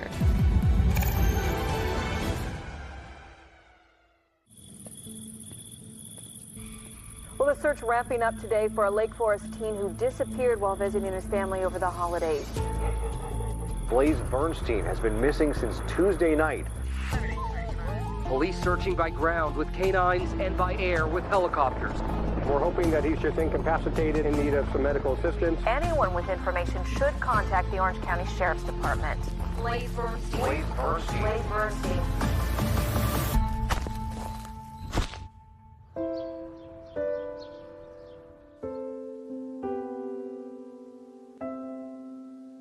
What are your favorite pictures here? The kids like to goof off a lot, and he would dress up. They love to dress up. They love to do puppet shows, and this is him in a school play when he was little. And we spent a lot of time at Disneyland, because it's right here in our backyard. Oh, yeah. That's us sitting there. It was a great day. Memories of much happier times for parents. Gideon and Jeannie Bernstein married in 1992. They moved from Los Angeles to Orange County to raise a family. They have 3 kids. The youngest is daughter Bowie, Jay in the middle, and Blaze, the oldest. We had a lot of fun raising the kids together. It was fun. And no one can take that away from us, so we still own that.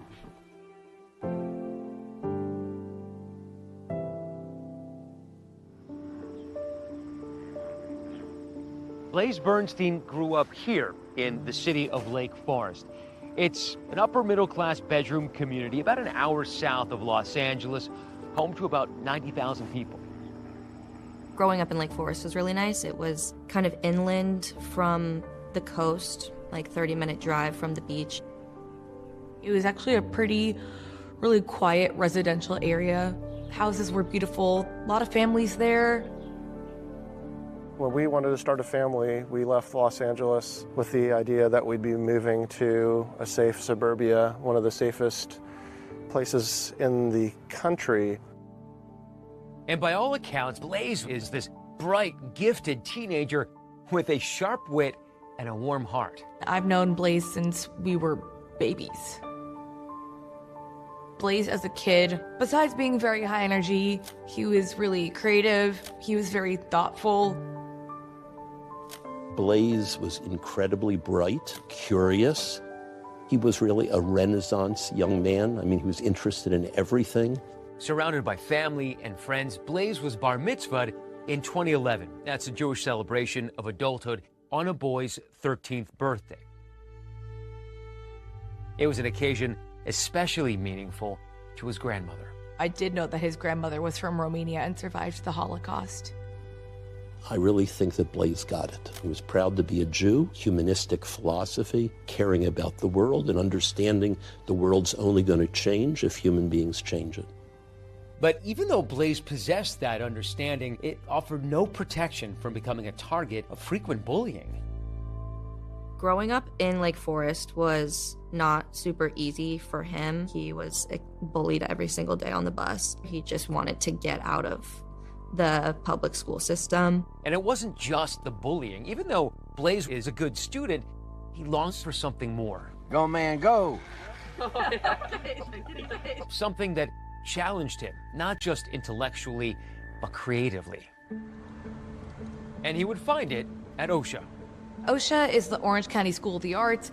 It is a 7th through 12th charter art school. In order to get into that school, you have to audition, and about 1 in 10 students who audition actually get into this school. So it's very competitive. Blaze auditioned for OSHA. He was artistic in every single way possible. He was very creative. His talents going in were performing arts and writing, and he wanted to move into the creative writing department. We've had students who wound up professional actors, designers, the writers, the whole thing, musicians. Among the more famous OSHA alumni are actors Pedro Pascal, class of 1993, who starred in the HBO hit The Last of Us, and Matthew Morrison, a 1997 graduate and star in Fox's popular TV series, Glee. And I want you to listen very closely to the lyrics because I really mean what I'm singing. Once Blaze got to OSHA, he felt like there was a community there for him. He had a lot of friends. He was very social. I met Blaze when he was a senior in high school. He shared some of his writing with me, and I wrote a letter of advocacy for his application when he applied early decision to Penn because he was a brilliant writer. Blaze's exceptional talents got him into the University of Pennsylvania, and he moved across the country to Philadelphia as a pre-med freshman in the class of 2020. Was he homesick at the start? I think that the first semester at school was difficult for him in terms of the social life there. He was used to being in a small school. Now he's a little fish in a big sea, and I think that he had to come to grips with that. When I found out that he was going to an Ivy League, I was like, oh, that makes sense. At Penn, Blaze got involved in Pen Appetit. Pen Appetit is a student-run magazine for people who are interested in writing and also interested in food. He knew that those would be his people. Our photographer for Pen Appetit, he held a photo shoot where we dressed up in our chef's whites and aprons. We brought whisks and knives. We have photos of him, holding the whisk, being surprised. I mean, he was so helpful, and we're so fortunate to have these photos of him.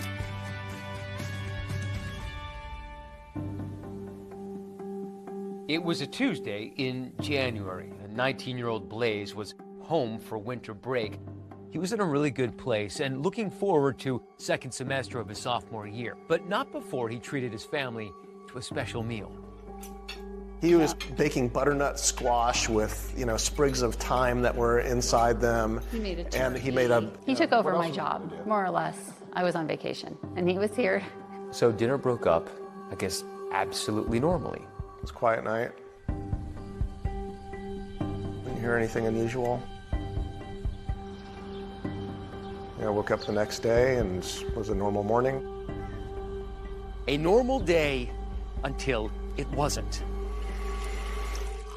I got up and Blaze's door was closed, and the housekeeper said, "Oh, don't wake him, let him sleep in."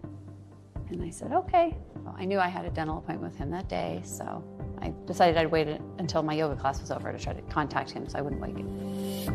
And I tried getting hold of him, and he wasn't picking up, he wasn't returning my texts. But I went to the dental appointment thinking he would show up, and I immediately called Gideon, and I said he never showed up for his appointment. And he said, well, are you sure he slept at the house last night? And that's when when we both kind of freaked out. I yelled, oh my God. 19-year-old Blaze Bernstein was last seen Tuesday night. We're hoping to find him and bring him home safely.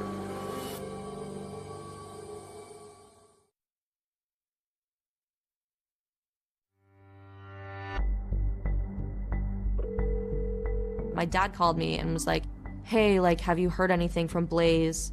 He's not picking up the phone. It's really weird. Just let us know if you hear anything. And I'm like, that doesn't sound right. I was at work, so I basically run out of my office and jump in the car and drive home as quickly as I can. and just go run upstairs, and his glasses are there, his wallet's there, his keys are there. Panicked and confused, the Bernsteins were calling everyone they could think of to see whether anyone had seen or heard from Blaze in the last 12 hours. And what were they saying? They didn't know anything. Nobody knew, where his location was. Well, I found out that Blaze was missing, and it was just really shocking to me because I was like, there's no way that he could have run away. He wasn't that kind of person. So this is the period in which begins your amateur This is when we're trying to figure out you what's become going a on. sleuth. Yeah. Well, we had no idea what was going on. He hadn't slept in the bed. And, his bags for going back to school were already packed. You think, well, hanging out with some kids, other teenagers, and forgot to call home. You have to believe that's a defense against the most awful. When it became dark outside, I think that's when we started to really be super concerned. One of the first things the Bernsteins thought of is using the Find My app, which allows users to share their location with others. So did you have a follow my friend on the iPhone? Yes, we did. We had that, and I saw that the location services were turned off. So we called the sheriff's department. They came and they were really downplaying it, like, oh, 19-year-olds, they run away sometimes, but they'll be back. He was adamant that 100% of the time that these kids are out on a booty call or doing something with, he told me. Of course, we explained that there were some, unique circumstances with regards to, his personal belongings still being here. And so they offered to do a missing persons report. So a kid disappears without his glasses, his wallet, or his keys. There are people who actually told me about it just in the couple of days after he went missing, who suggested that maybe this was suicide. Did you ever contemplate that? Never. Not even close. He was so happy. He was in a great place. He was in one of the best places I had ever seen him before. That week, he was so happy. He was so excited to go back to school. He was so excited to just have the rest of his life. And so at that point, there was no doubt in my mind, he would never have done that. Gideon and Jeannie confirmed with Verizon that Blaze hadn't made any recent phone calls. A quick check of his computer revealed no exchanges on iMessage or Facebook DMs. And so with virtually no solid information to go on, the Bernsteins, along with help from their 14-year-old daughter, Bowie, began dipping deeper into Blaze's social media. We would not have been able to figure it out without the help of kids his age that he grew up with. and our daughter, yes. I told my parents, I'm like, I can try and help you find everything that you need. I'm really good with Snapchat. I knew the names of a lot of his friends, so I was able to text them and ask them if they knew what was going on. And that's when the whole evening changed. Yeah. When they said, well, what about Snapchat? That's when the light bulb went on. I mean, we were exhausted, but I said, okay, let's try and figure out how to get in. Snapchat is a free mobile messaging application used to share photos, videos, texts. But what's different about the app is that whatever is shared, including text messages, disappears from the recipient's screen after just a few seconds. We were lucky because we knew his username because he was connected with our daughter. And the password ended up being one of the ones that we had on our iCloud keychain. So we typed the username, and then we tried that password in, and boom, we're in. Still, getting into Blaze's Snapchat account was only half the battle. Yes, it might contain a critical record of who Blaze may have been in contact with the night he disappeared, but as the Bernsteins discovered, simply viewing the message might also trigger it to vanish. At the time, Snapchat worked.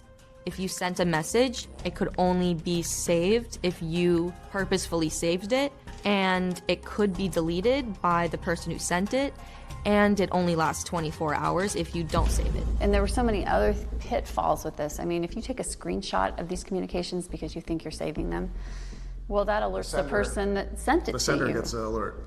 So if you're dealing with a situation like this, you don't want the person who you're hunting to know that you're onto them. What you're describing is basically dealing with this digital nitroglycerin that at any moment could just blow up in your faces. And this is the most important thing in your lives right now. I had my daughter next to me, and I said, okay, I need you to save, because I know there's a way that you can save it, but I didn't really know how. What time is it by now? I don't know. It's like close to 10 o'clock at night, like 9:30, 10 o'clock. And we saw that Blaze gave our address out to somebody. Did you know who? We didn't know at the time who it was. We saw the name. I had absolutely no idea who he was. I was so happy that there was somebody who we could talk to that could just help us find my brother. Bernsteins didn't know the person Blaze sent his address to, but in the hours ahead, the discovery of that person's identity would turn the desperate search for their son upside down. Hi, this is Blaze's dad. We really need to know what you know. We can't find him. This is becoming an urgent issue with trying to figure out what really happened to him, and we're going to really need your help on this because you're the last person that probably saw him. That was not the person that I really expected him to be with.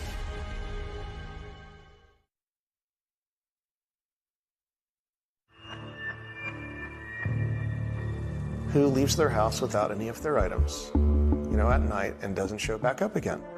This isn't just anybody. This is an Ivy League college student with his whole life in front of him. Right. A beautiful life waiting for him. Hours had passed since anyone had heard or seen Blaze. Did he run away? Was he injured? Had he been abducted?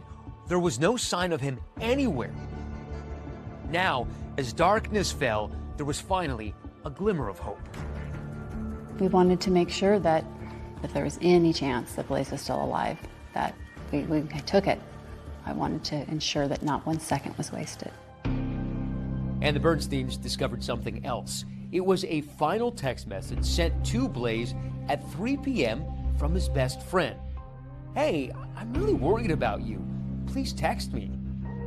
There was no reply. The Bernsteins frantically reached out to that best friend, who told them Blaze did exchange messages with someone else overnight. Now it seemed that person was their best hope of finding Blaze. We don't know what the conversations were that led up to his disappearance, so we want that information. Gideon Bernstein, through his own investigation, found out that there was communication on the Snapchat application. And so he was able to message through direct messaging Sam Woodward. We didn't know who he was. I was like, we should call him. Like, he definitely knows what's going on. And so I encouraged my dad to call him, and we recorded a call. We haven't heard from him all day. He missed an appointment today, and then we started getting concerned, and I've been trying to figure things out. So you're the first real clue to the puzzle here. Yeah, honestly, I'm sorry. I don't know if my dad told me to record it or if I just had the thought that maybe having any sort of evidence that we could hold on to would be able to help us. I don't mean to put any pressure on you. I know you're a nice young man, but I'm asking you for help on this if you can, if you've got the ability to do that. Absolutely. This is, I want to find Blaze as much as you do. During that call, Sam Woodward told Gideon that Blaze suggested they drive to a nearby park to meet yet another one of his friends, but never mentioned that friend by name. And he said he invited a third friend to come along. So I said, okay. I didn't want to speak because I didn't want to get involved, but I was listening and to my dad, just ask him questions and go back and forth. And then did he get out of the car or what happened? Yeah, he got out of the car, and I got out of the car too, and I just asked him, who is this guy? And he's just like, you'll find out in a little bit, he's a friend of mine. And then, so I'm just like, okay, Blaze, and I just waited there by the bathroom, and I didn't see where he went.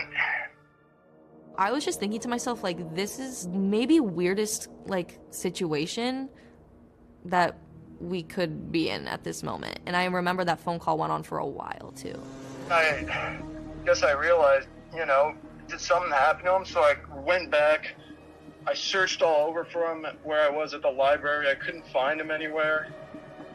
And I guess I just figured he might just call me in the morning or just pranking me, but I'm scared now.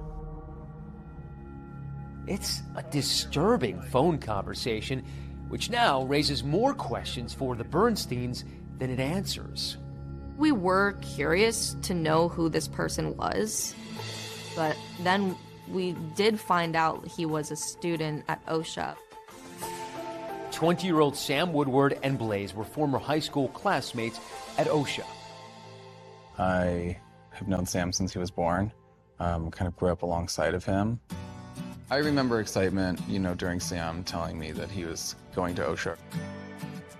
Woodward grew up only 30 minutes away in the wealthy coastal town of Newport Beach. Sam was joyful. He was a really happy, special kid. He lived in this house with his parents and a brother who by all accounts were devout Catholics and attended church regularly. Everything we did, all the families we spent time with, were from our church. I did teach Sam Woodward in acting for the camera in his 10th grade, and I had him for the one semester. For 10 years, Phil Schwadron taught drama and directing for grades 9 through 11 at OSHA. He was definitely serious. He didn't crack jokes, didn't laugh a lot, as to my memory. Sam went to OSHA with me from 7th grade to 10th grade. I would say that he did not necessarily fit into the general OSHA artsy vibe. We came back for what would have been Sam's 11th grade year, and I said, who have I got this year? And my boss said, yeah, you're going to get them all back except one left the school. Who left the school? Sam Woodward left the school. I wasn't really surprised that he left. I kind of just thought that he left because he just didn't like it there. After leaving OSHA, Sam enrolled in Corona Del Mar High School. During that time, he became an Eagle Scout, graduating in 2016. Now, 2 years later, nothing seemed to explain how or why this unlikely pair with seemingly nothing in common ended up together in this park.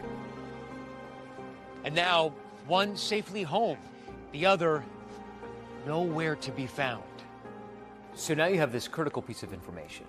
Yeah. Do we immediately call the sheriffs and say, Yes. we have something? Yes, we did. Yep, right away. And what's their response? They come over right away. They came over. Okay.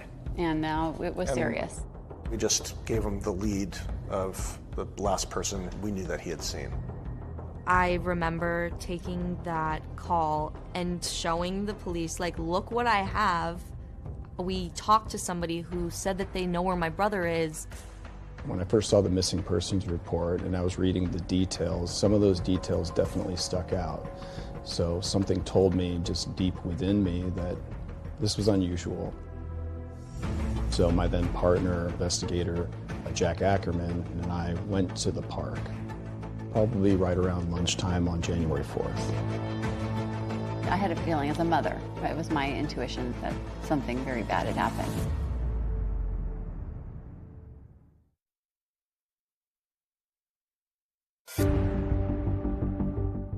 On January 3rd, 2018, the day Blaze Bernstein's family realized he was missing, Blaze's sister Bowie recorded a phone call between her father and 20-year-old Sam Woodward, a former high school classmate who says he was one of two people with Blaze the night he disappeared. I'm sorry, Mr. Bernstein, but your guess is as good as mine. Woodward said Blaze made plans for a third person to meet up with them in a neighborhood park that night. Blaze didn't tell me anything about this guy except that he was from OSHA like us. Really appreciate you calling me and sharing that info. And is it okay if I reach back out to you if I need some help? Absolutely. I want to find Blaze as much as you do. When they were talking about meeting another person, I was like, what other person? Who else would my brother, like, be with? So you want a water? I got a water. What kind of monster you want? The next day, Orange County Sheriff's investigators bring in Sam Woodward to ask some questions of their own. You can leave at any time. You're not under arrest or anything like that, okay? We're just trying to find Blaze. Find Blaze. That's it. As investigators get to know Sam Woodward, they learn that he was living with his parents and working odd jobs. My goals in life are I just want to start a family. I just want to have enough money to support my kids. I just want to have a wife who loves me and get a good job and go to college. Woodward says he recently reconnected with Blaze on social media. He said something like, Sam Woodward. Now, that's a face I haven't seen in a while. I'm looking for eye contact. I'm looking for his general comfortability to try to gain a sense whether somebody I feel is telling me the truth or telling me a lie. At some point during the conversation on Snapchat, you decided to meet up. That is correct. For Blaze's family, the fact that he went out at all that night was a revelation. We had dinner actually at the dining room table with everybody. He was supposed to fly back to school. So it was going to be the last time my parents were going to see him for quite a while. There was no indication from him that he was going out that night. During his interview with police, Woodward said that after he picked up Blaze at his house, they drove around for a while, eventually stopping at Borrego Park. Borrego Park is in the city of Lake Forest. It's a place where you can take your kids. It also has remote hiking trails that stretch for miles. At some point, somebody exits the car, right? Mm-hmm. Did he tell you where he was going? He said he was going to meet the friend that he was talking about. Just like in that call with Blaze's father, Woodward told officers that Blaze was meeting another friend at the park that night. Woodward says he stayed behind as Blaze walked away and disappeared out of sight. At one point, I heard voices raised in the distance somewhere, but I mean, that happens to my neighborhood all the time. You hear like girls screaming like, ah! And all that. And so I didn't really pay much mind to it. But I wanted him to feel comfortable talking to me, and he was. Woodward says he looked for Blaze, but eventually gave up and went home. I mean, I don't know what happened to him, but something must have. All that matters is that we find him and we get him back to his family safe. Yeah, absolutely. Especially her talking to his parents, because his parents are really nice people. After several hours of questioning, Sam Woodward left.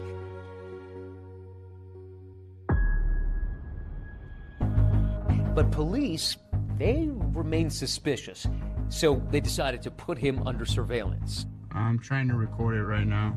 There was a large team that was deployed into the field, and we followed him anywhere that he went. And with this growing cause of concern for Blaze Bernstein comes the glare of the media spotlight. The Blaze Bernstein missing persons case is now big news. The Orange County Sheriff's Department searched the park, but they haven't seen any signs of Blaze. Blaze was supposed to be in school this morning. He was supposed to fly back Sunday, go to class today, but instead he's missing. I remember going with my dog to Borrego Park before and kind of just like walking around to see like, what if I find him here? Bowie documented that desperate period of time with pictures and videos posted on her Snapchat. Our congregation went into high gear. We printed flyers with his name and picture and the facts and who to call, and we put them up on bulletin boards and poles all around the city. At this point, it's now in the hands of the police. But you continue to work. Yes. Now you take to social media. Around the clock. You know, it looked like war games in this house. We had terminals all over the dining room table, and we were all just working. There was an immediate firestorm of attention to this case. We were absolutely inundated with tips from the public. There were hundreds within the first week, and then that grew exponentially. Some of our contacts were friends with some of the celebrities that were willing to post it on their social media. And so we had the missing persons flyer out for Blaze on, Kobe Bryant's Facebook page, and Charlie Puth, who put it out there, Kareem Abdul-Jabbar. So it started to catch a lot of attention. We were spending every minute talking about it. People were filming in our house, interviewing my parents. Nothing like this ever happened where we were. Any sign of him, any clothing, obviously him. We're hoping to find him, hoping that he's just incapacitated and in need of some medical assistance so that we can get him and bring him home safely. There was like this team of people with drones, and they were going throughout Whiting Ranch Wilderness Park. where we were concerned maybe my brother was back there and maybe there was a mountain lion or maybe like something happened to him and he was missing or lost. For the fourth night in a row, the Bernstein family will go to sleep without their oldest son at home. It was clear as the week wore on that it was more and more dire. There's a lot of pressure, immense pressure to perform. Then, on January 9th, with Blaze missing for 7 days now, a discovery which upends the case. Jack and I were teamed up. Jack said, "Dylan." You heard it in his voice. I could hear it in his voice.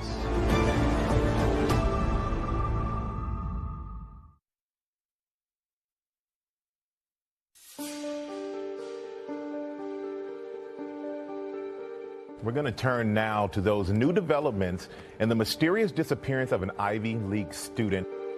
19-year-old Blaze Bernstein missing while home for winter break. The Sheriff's Department launched an extensive search with help from the community. Days had passed since Blaze vanished into the night. The relentless search by police and volunteers had turned up nothing. Just more anguish for the Bernsteins and frustration for authorities. The Orange County Sheriff's Department searched the park, but they haven't seen any signs of Blaze. We utilized cadaver dogs.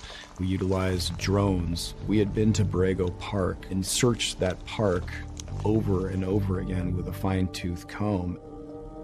On January 9th, a week after Blaze went missing, investigators decided to go back to Borrego Park one more time after obtaining cell phone data showing Blaze and Sam Woodward were there together. And this is a week after Blaze went missing. Yeah, it led us to this particular area when all of a sudden Blaze Bernstein's phone at that point in time turned off. So they'd been together, and suddenly Blaze goes dark. Blaze goes dark, and then Sam Woodward's phone continues. There was a torrential downpour. It was cold, it was raining, everything was wet, everything was muddy. We searched all this area until my partner, Jack, and I came to this area right here. I saw a spot that looked unusual. So I walked down. There was a large tree branch covering an area that looked a little odd, like the rain had kind of settled some dirt around something. I moved the tree branch, and you could see the left hip and upper left leg area of a human body. And you knew? Knew. Had to be him. Instantly. In my gut, without even seeing the face. And I knew that it was Blaze Bernstein. They must have found his cell phone as well. We located a broken cell phone about probably 6 inches, 8 inches below where the body was found. I was sitting in my English class in 8th grade, and the teacher got a call, and he was like, "Bowie, you're gonna go to the office, they need you for something." And I was like, "Oh, good, maybe some good news." And they took me into this room, and I saw my godmother. She was crying, and I looked at her, and she just hugged me, and she said, "They found him, he is dead. Blaze is gone." To the index in the body of a college student found in Lake Forest, California. Blaze Bernstein had disappeared 1 week ago. The case now a homicide. That was the end of hope for me.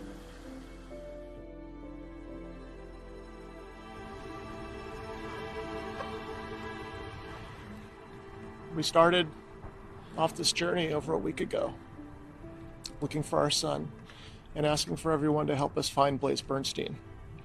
And we just have learned that they have positively identified our son Blaze's body today. I just felt so numb, like nothing that had happened in my life had mattered anymore. And then when I got home, my dad was just like, he was just defeated, but he just said, like, "It's gonna be okay. Like, we have each other, it's gonna be okay." Sorry.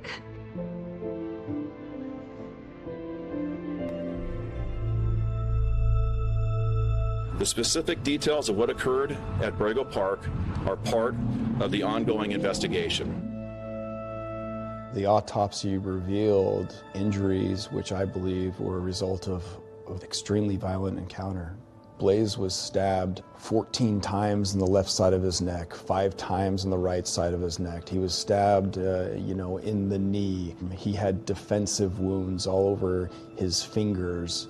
He was fighting for his life, and probably a surprise attack. You hear about that many stab wounds. What does it tell you about the person or the mindset of the person who did that? Hate and rage. Intimate. It was an intimate killing. It was devastating news for the family and for the community. My reaction when I heard it was fury, anger, disbelief. I haven't felt those feelings in my life. As the investigation into Blaze's murder began, hundreds gathered for a vigil in his honor. We lost one of our sons. I hope that we can all join together and support the Bernstein family.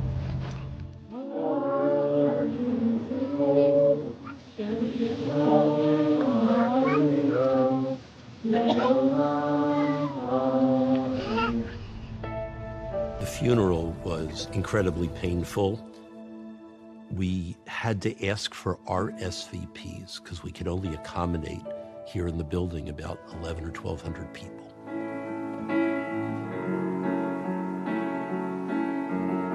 And then there was a public service at the largest space we have in Orange County a few weeks after the funeral in the 3,000 seats, and that was full.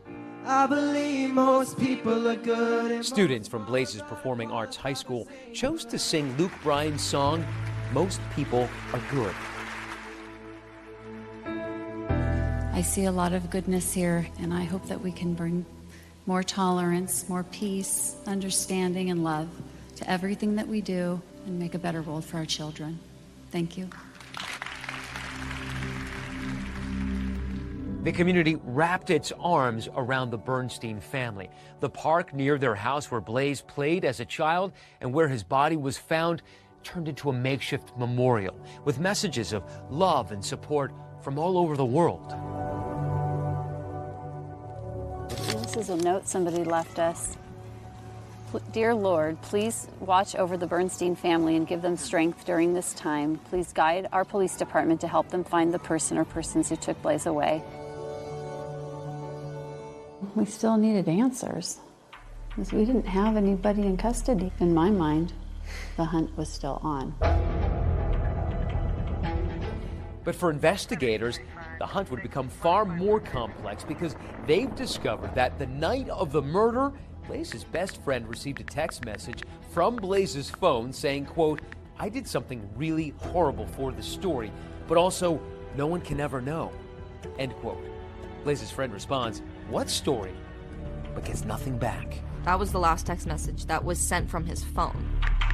The last text message from the phone of a murder victim is always going to be of critical importance to a homicide investigator.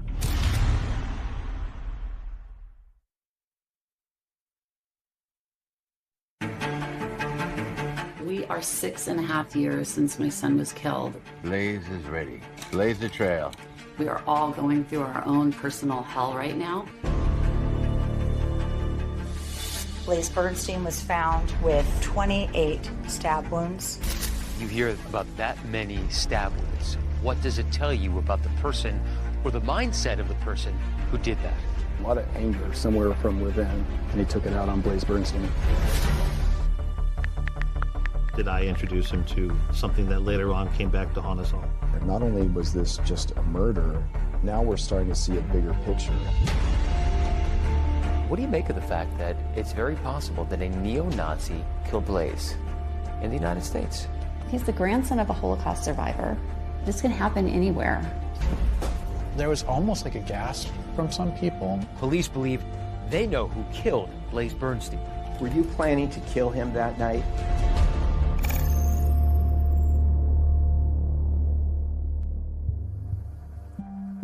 I hope that we can all join together and support the Bernstein family. We're hoping for better results, but yesterday afternoon, sheriff's investigators did find the body of Blaze Bernstein. 19-year-old Blaze Bernstein was first reported missing by his family on January 3rd, 2018. But after a week-long search, he was found dead in a park near his parents' Orange County, California home. As this investigation moves from search and rescue to a homicide investigation, we ask for your continued support in providing tips and information to the Orange County Sheriff's Department. As investigators search for answers about who had killed Blaze and why, his parents Jeannie and Gideon flew east to Philadelphia to begin a grim task: cleaning out Blaze's apartment on the campus of the University of Pennsylvania. The grief-stricken Bernstein family invited us to go with them for this emotional and difficult journey. This is the apartment building that my son moved into. He's on. Let's first look at his mail. 5 days before he came home to California. It's been hard especially for Jeannie, to come here, having to go and, basically clean up your child's life after they're gone. And the kitchen was meticulous. I mean, he had every appliance and everything. I loved his apartment. It was so beautiful. It was so Blaze. This is the Whisk sweatshirt that my brother got. He was an editor for the Pen Appetit magazine. We were going through his closet and we found it, and I was like, I'm gonna take that. We had an opportunity to meet Blaze's friends. We will be here for you forever, and we appreciate your friendship. I'm delighted that Blaze had them in his life because I know that they all made him very happy.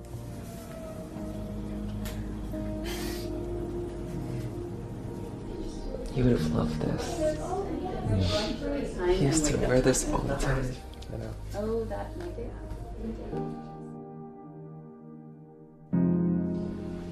Blaze was someone that you can trust with anything, and I trusted him with my life. It was apparent that Blaze was figuring out himself, whether it be religion or sexuality or experience. At what point as parents did you realize that Blaze was gay? I had an idea about it when he was probably early high school. I saw something on a phone or that he didn't want me to see, and it kind of confirmed a suspicion that I had, and I think he knew that I had seen it. We actually had a conversation while he was back at college, and he was telling us essentially, yeah, I am gay, but I just don't want to talk about it. Did people at school know? Was he? I think so, yeah. Yeah, I think his friends knew at school. Because Blaze was so open about his sexuality with me, I feel like that definitely gave him a better foundation. So if he was to go to his parents and his family and open up about that part of his life, he would have known that we were all there for him. You noticed that too? Yeah. I took a picture of it. In the mirror. As a mother of a gay man, I am proud to be that. Blaze is ready. Blaze the trail. You feel like, like an artist, that you have spent your lifetime sculpting this amazing piece of artwork, and then it gets destroyed. And so here we are. Our artwork is gone. Hard to accept.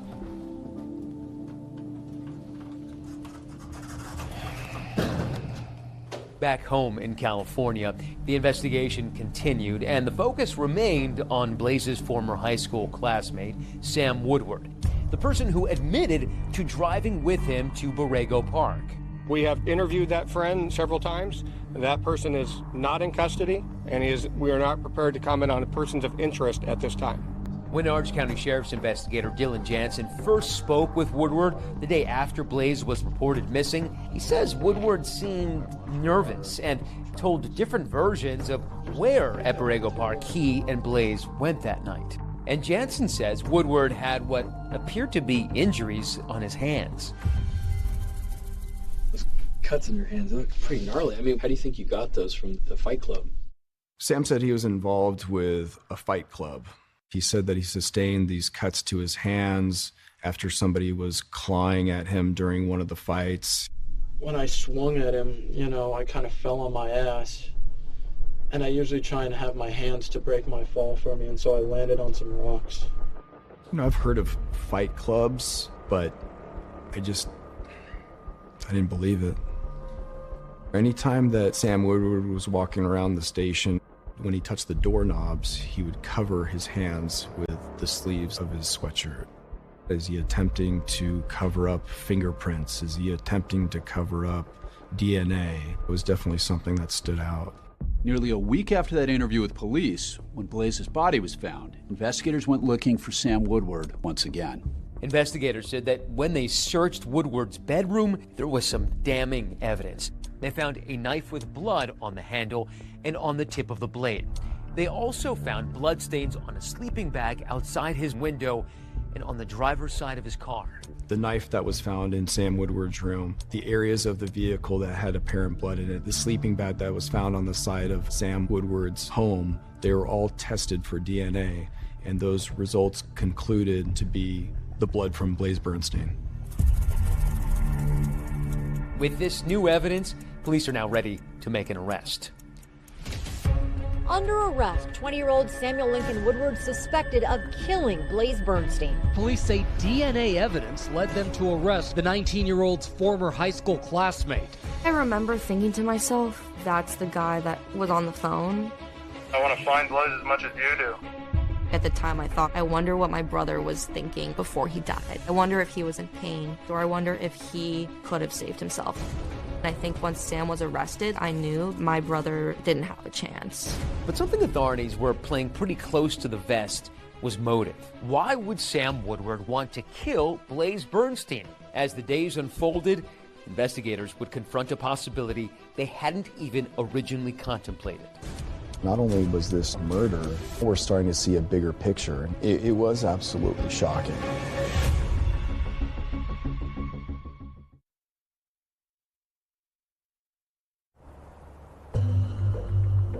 This morning, the Orange County District Attorney's Office filed one felony count of murder against 20-year-old Newport Beach resident Samuel Woodward. Before joining ABC News, I spent 26 years as a deputy district attorney in the Orange County DA's office, and for a time, I was one of the prosecutors consulting on this case. Sam Woodward was taken into custody 10 days after Blaze went missing and 3 days after his body was found. There was the victim's DNA on property that was in the control of the defendant. Well, I remember that moment well. I was sitting in my room. I think I was watching it on television, and I just thought to myself, it's finally happened. Now what? With the knowledge of how Blaze was murdered, now an excruciating reality for the Bernsteins, the focus turned to why. Blaze was stabbed nearly 20 times in the neck. Using a knife to kill is particularly violent because you have to be up so close. That many wounds says this was likely a crime of rage or of passion, more personal than your typical murder. So as a prosecutor, my next question would be, who is Sam Woodward and what was his relationship with Blaze? I had no clue why Blaze would be meeting with Sam. You know, they were never really friends in school. I just know that everybody else got bad vibes from him. Woodward grew up in Newport Beach, the wealthy suburb south of LA in Orange County. He was a Cub Scout and Eagle Scout, and as we know, Woodward spent part of his high school years at OSHA, the same elite art school where Blaze had also been a student. It took me a couple of minutes as I watched the footage. It started to dawn on me, oh my God, that's the Sam I taught. Every kid in my acting for the camera class, it was film work. So I said, everybody pick your favorite movie and bring me a scene or a monologue from that film. And he said, I want to do something from the Army. So I gave him Brad Pitt's speech in Inglourious Bastards. As a bushwhacking guerrilla army, we're going to be doing one thing and one thing only: killing Nazis. The provocative Quentin Tarantino World War II thriller is about a plan to assassinate Nazi leaders by a band of Jewish soldiers. It weighs heavily on me. Did I introduce him to something that later on came back to haunt us all? A.C. Thompson, an investigative reporter for ProPublica, uncovered some disturbing information when digging into Woodward's background. When I started reporting on Sam Woodward, what really stuck out to me was this. Sam Woodward was a member of the Atomwaffen Division, which was a neo-Nazi terrorist group that aimed to bring down the U.S. government and incite a race war. Race war now! Atomwaffen posted violent propaganda videos online to spread a message of hate and to help recruit new members. The Atomwaffen Division was a neo-Nazi group that existed from about 2015 to 2020. They were inspired by Charles Manson. They were also inspired by Tim McVeigh, the Oklahoma City bomber. They weren't interested in protests or marching in the streets. They wanted to kill people. That organization was hell-bent on destroying America within, taking down the system. My reporting team and I got access to thousands and thousands of private chat messages that were between members of the Atomwaffen group. Sam Woodward was one of the people in these chats. Writing in the chats under the alias Saboteur, Woodward spewed anti-Semitic, anti-gay, misogynist hate. When we executed the search warrants on several electronic devices, including computers and cell phones and laptops, there were thousands of images of white supremacist propaganda and hundreds of images to include the Atomwaffen Division. But Woodward's interest in Atomwaffen apparently went beyond just talk in a chat room. Also found on Sam Woodward's devices was a picture with James Mason. He's a neo-Nazi whose writings Atomwaffen members describe as a main influence on the group, along with a photo of Woodward in a skull mask giving the Nazi salute. Now we're starting to see a bigger picture. Not only was this just a murder, there's a high probability that Sam Woodward killed Blaze Bernstein because he was homosexual, possibly because he was Jewish, or a combination of both. I'm here to announce the Orange County District Attorney's Office will file an amended complaint, a hate crime enhancement accusing Woodward of intentionally committing first-degree murder, due in whole or in part to Blaze's sexual orientation. We will prove that Woodward killed Blaze because Blaze is gay. What do you make of the fact that it's very possible that a neo-Nazi killed Blaze in the United States? Yeah, if that's the case, that's going to be the biggest tragedy of this story. He's the grandson of a Holocaust survivor. This can happen anywhere.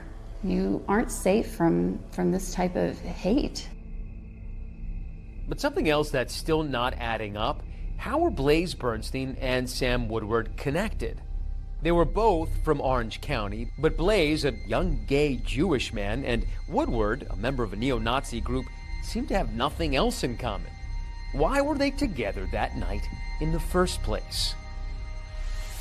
Sam Woodward would have his day in court with a stunning new look and a surprising defense.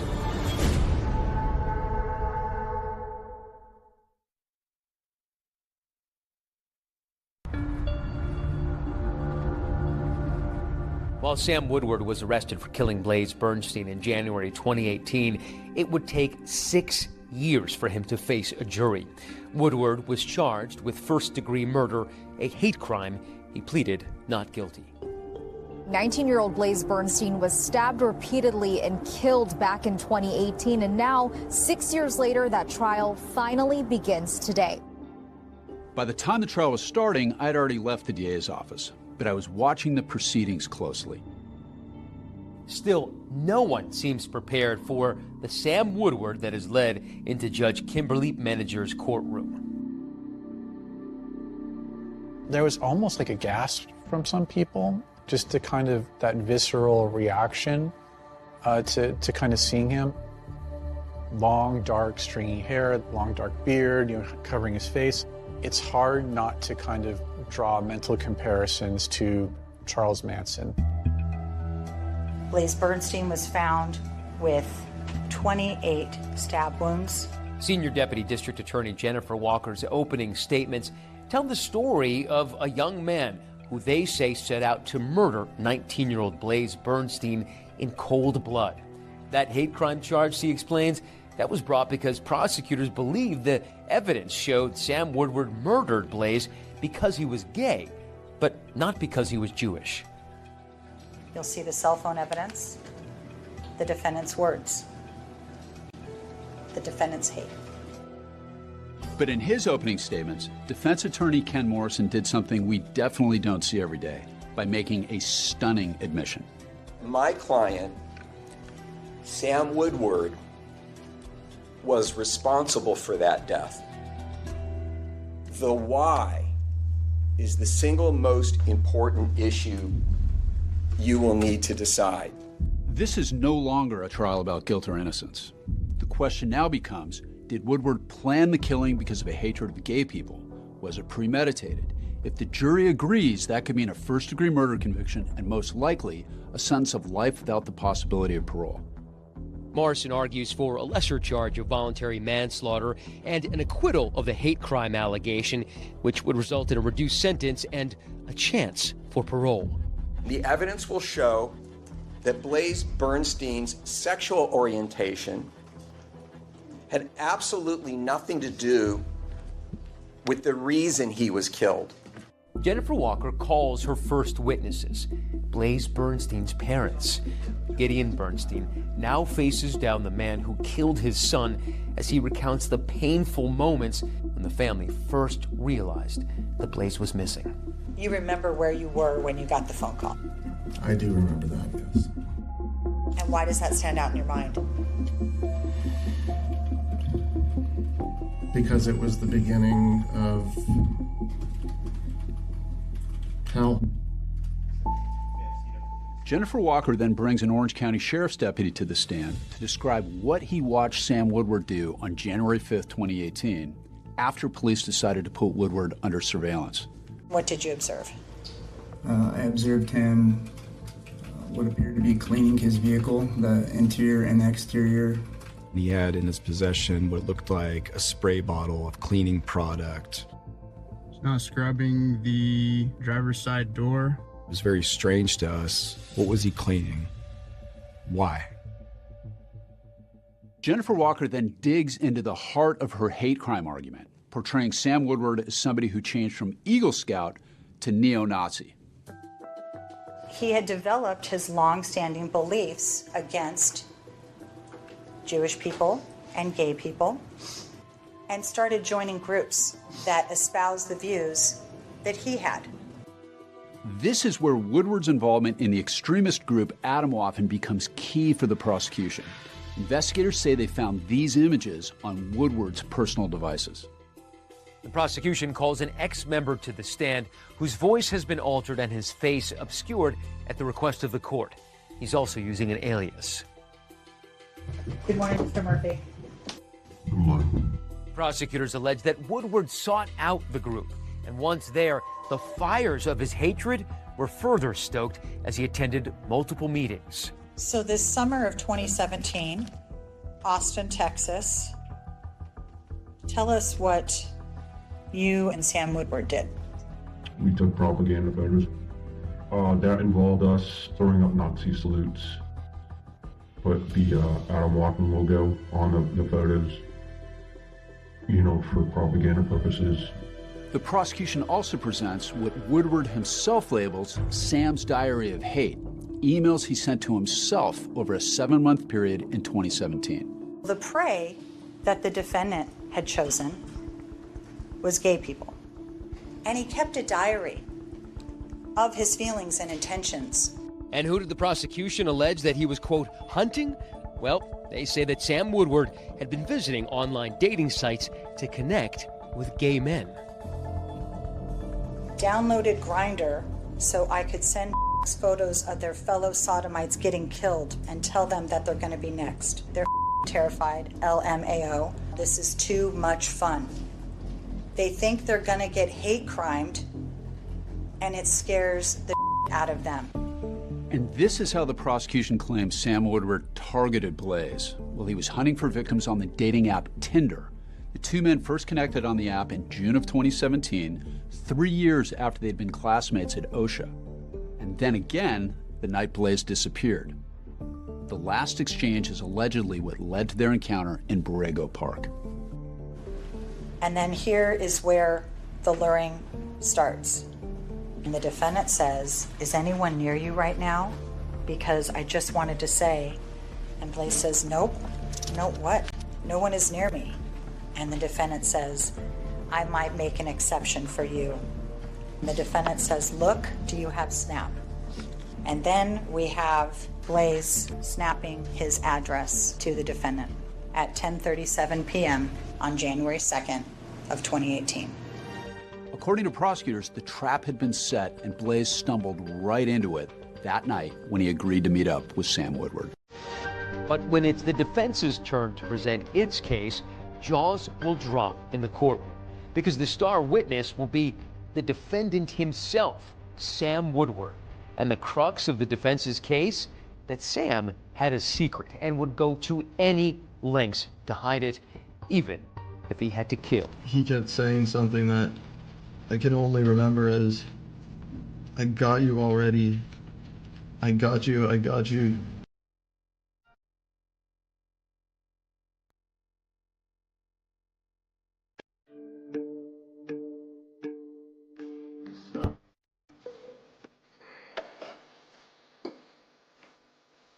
Today we're going to another day of court. It's definitely a challenge emotionally and mentally to get up and just have to go and do this.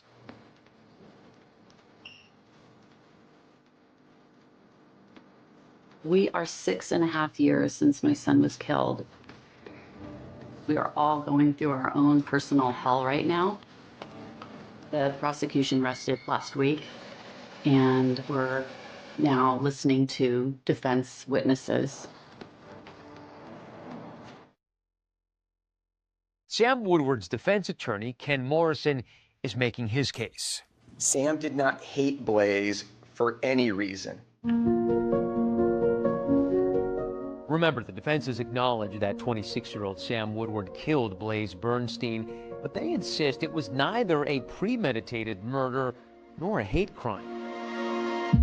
You will also hear lots of additional evidence that helps to explain why this homicide was committed. But just as Morrison starts laying out his case, the defense team is dealt a blow. The judge rules that some evidence is inadmissible, including that mysterious last text message sent from Blaze's phone on the night of the murder.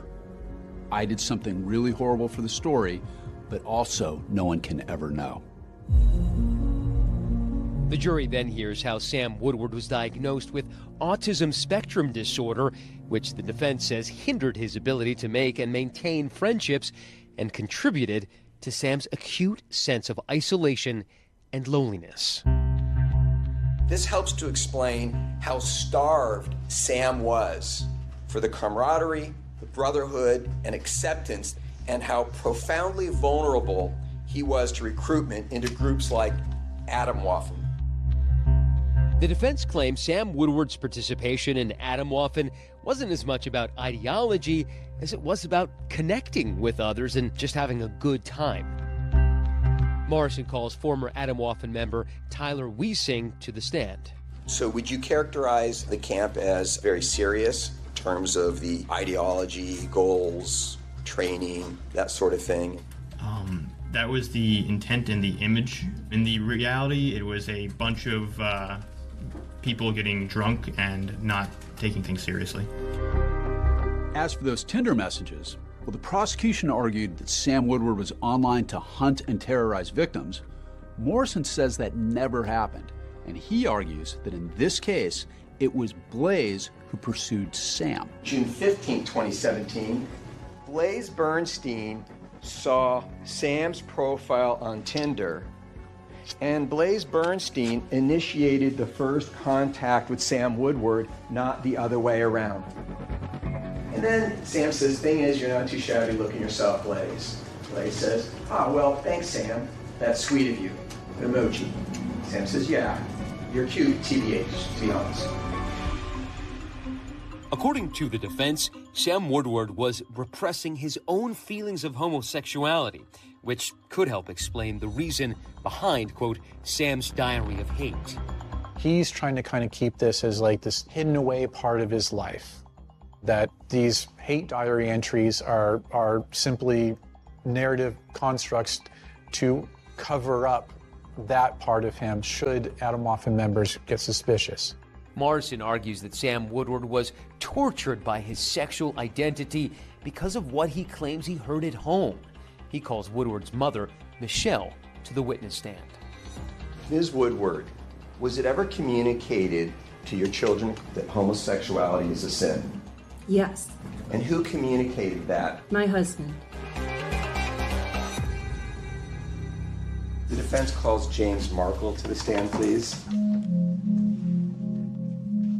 Family friend James Markle tells the court about an incident he says Michelle recounted to him about Sam's father, Blake. Was there any particular word that Michelle Woodward told you that she would hear Blake call Sam? He would say, he would say, gay. But when called to the stand, Sam Woodward's father, Blake, denies using any homophobic slurs. Would you make derogatory remarks about homosexual people in Sam's presence? No. But ultimately, the case would hinge on the testimony of the one person who was there the night Blaze Bernstein was killed, Sam Woodward. The defense is calling up Samuel Woodward. For the defense, calling their client to testify is a risky move. It can be viewed as a Hail Mary or as a very shrewd tactic to play on the jury's sympathies. And Mr. Woodward, can I ask you if you're able to move the hair out of your face a little bit? Sam Woodward's defense attorney, Ken Morrison, takes Woodward through the story of his life, arriving at a key question. Sam, was there ever a time in your life that you can recall where you wondered whether you might be gay? No. No, I can't say really there was, no. This may have just blown up Ken Morrison's defense, which hinges on the argument that Sam Woodward was struggling with his sexual identity. And that will become hugely important because of what Morrison is about to argue Blaze did that night, which he says provoked the attack. You will learn that Blaze Bernstein was not killed because of who he was, but because of what he did to Sam Woodward after they met up. What will Sam Woodward say happened that night? When you drove to Blaze Bernstein's house to pick him up, Sam, were you planning to kill him that night?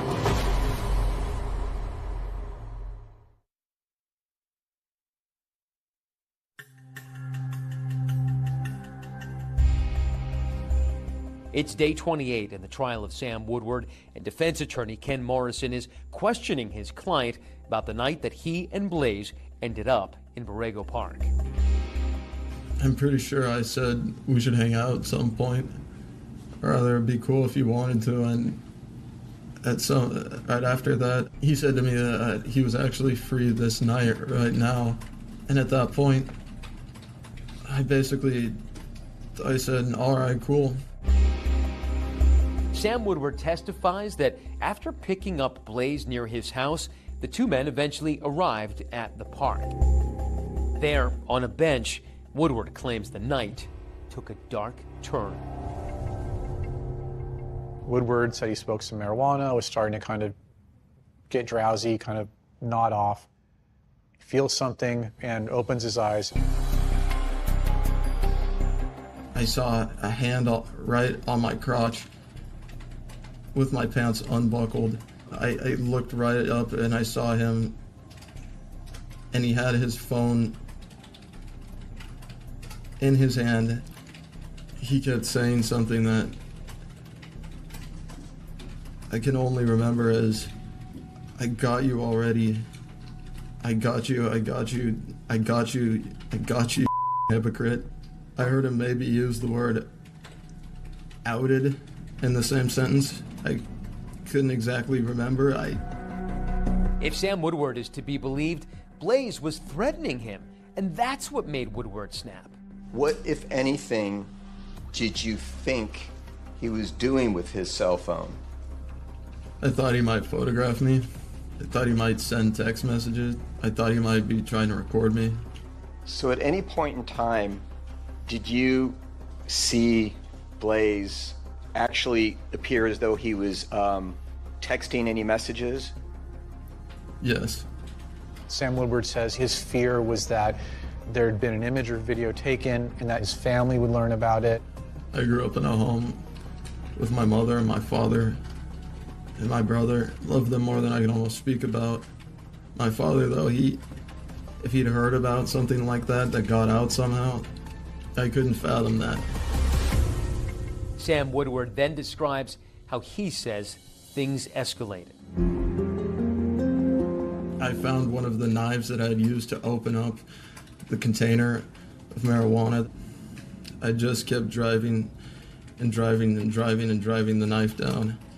When you say driving the knife down, Sam, were you stabbing Blaze? At that point, yes, I was. In an effort to try to dispel any argument that this was a hate crime, Morrison asked Sam Woodward two final questions. When you drove to Blaze Bernstein's house to pick him up, Sam, were you planning to kill him that night? No, not at all. Did you hate him because he was gay? No, not at all. But now, here's where the gamble of putting Woodward on the stand could either pay off or lose big. Okay, so walk me through it, sir. On cross-examination, Jennifer Walker attacks Woodward's credibility. The left side of his neck was closest to you, right? If he's sitting to your right? Everything was a blur. Well, how did you stab him 14 separate times on the left side of his neck when he was sitting right next to you? I can't remember. And how did you stab him 5 separate times on the right side of his neck when he was sitting to your right? I can't remember. After a trial full of fits and starts, spanning almost 3 months, the case goes to the jury. The jury deliberates for about 8 hours. We, the jury, in the above entitled action, find the defendant, Samuel Woodward, guilty of the crime of first-degree murder. Thank God. It's an emotional moment, even for the court clerk. A felony and violate. Just 1 sec. Sure. I've prosecuted a lot of murder cases, and I can't say I've ever seen a court clerk react like that. We, the jury, in the above entitled action, find it to be true that the defendant, Samuel Woodward, committed hate crime, first-degree murder. We are thrilled with the verdict, which holds Samuel Woodward accountable for the brutal, violent, painful murder of our son. Justice has been served. Thank you. Breaking news now, an emotional afternoon in an Orange County courtroom. The sentencing has just been handed down for the man convicted in the hate crime murder of Blaze Bernstein. This time the court does sentence the defendant to state prison for the term prescribed by law, which is life without the possibility of parole. The jury said that they saw this as a hate crime and that hate was not going to get you anywhere in this world. In the 7 years since Blaze Bernstein's murder, the family of Sam Woodward has never spoken out beyond their court testimony. But the Bernsteins say the Woodwards did leave something for them back in 2018. Have they reached out to you, by the way? Yeah. We found a note under our doormat. What did it say, this note?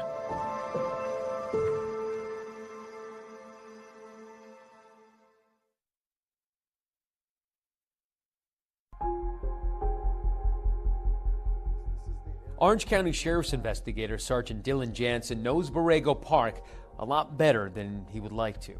In the initial days of the investigation, how many hours would you say you spent at this park here? Countless. I spent a lot of time over here just looking, thinking, analyzing, what was the truth, what's not the truth. We may never know exactly what happened the night Blaze was murdered or what that last text message meant. But Sergeant Jansen can answer one question based on the evidence. That cell phone, even though it was damaged, we were able to send it to various companies to restructure the cell phone and extract any and all information on there. Were there any pictures of that night? No.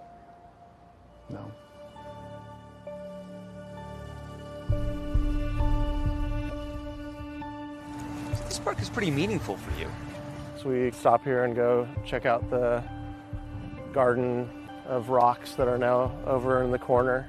Do you feel that you get a little bit of closure each time you put one more rock down? I don't even know what closure is. When you lose a child, I think maybe closure for me will be just being able to look at all of these things and be happy.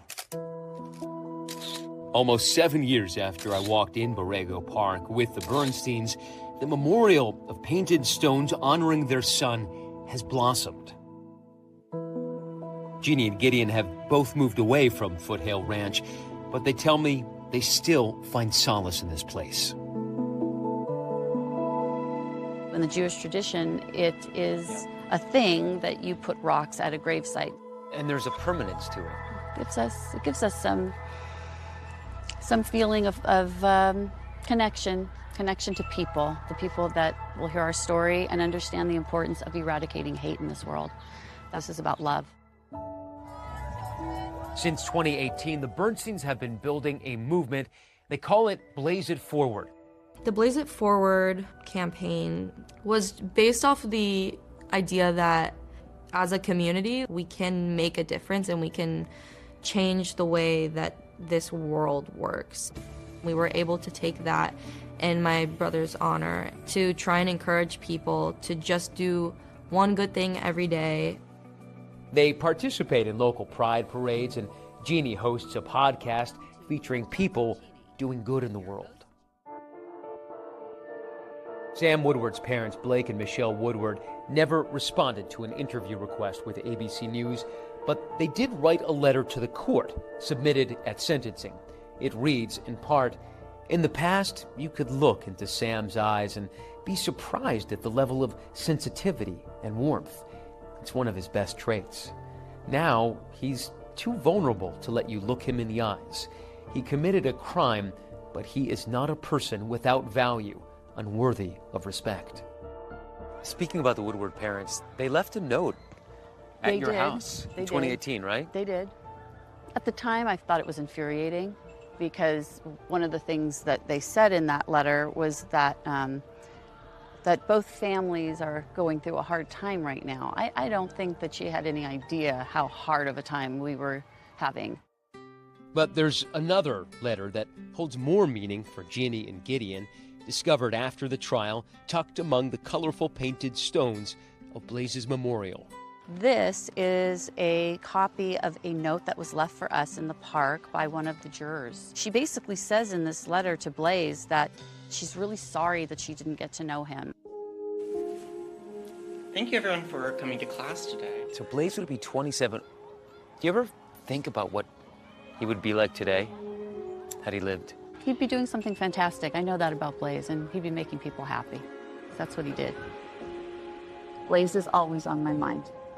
I think about him from the minute I wake up until I go to bed at night. He was my person. You take it, but don't record. He was a piece of man. He's gone. But I'm still here, and whatever he's done to make an impact on this world is what we're going to leverage and try to make sure that people never forget about our son and what happened. Sam Woodward's defense lawyer, Ken Morrison, David, says his client didn't get a fair trial. Woodward has appealed. Morrison claims there are several appellate issues because of evidence the jury was not allowed to see. In the meantime, that is our program for tonight. Thanks so much for watching. I'm David Muir. And I'm Deborah Roberts. From all of us here at 2020 and ABC News, good night.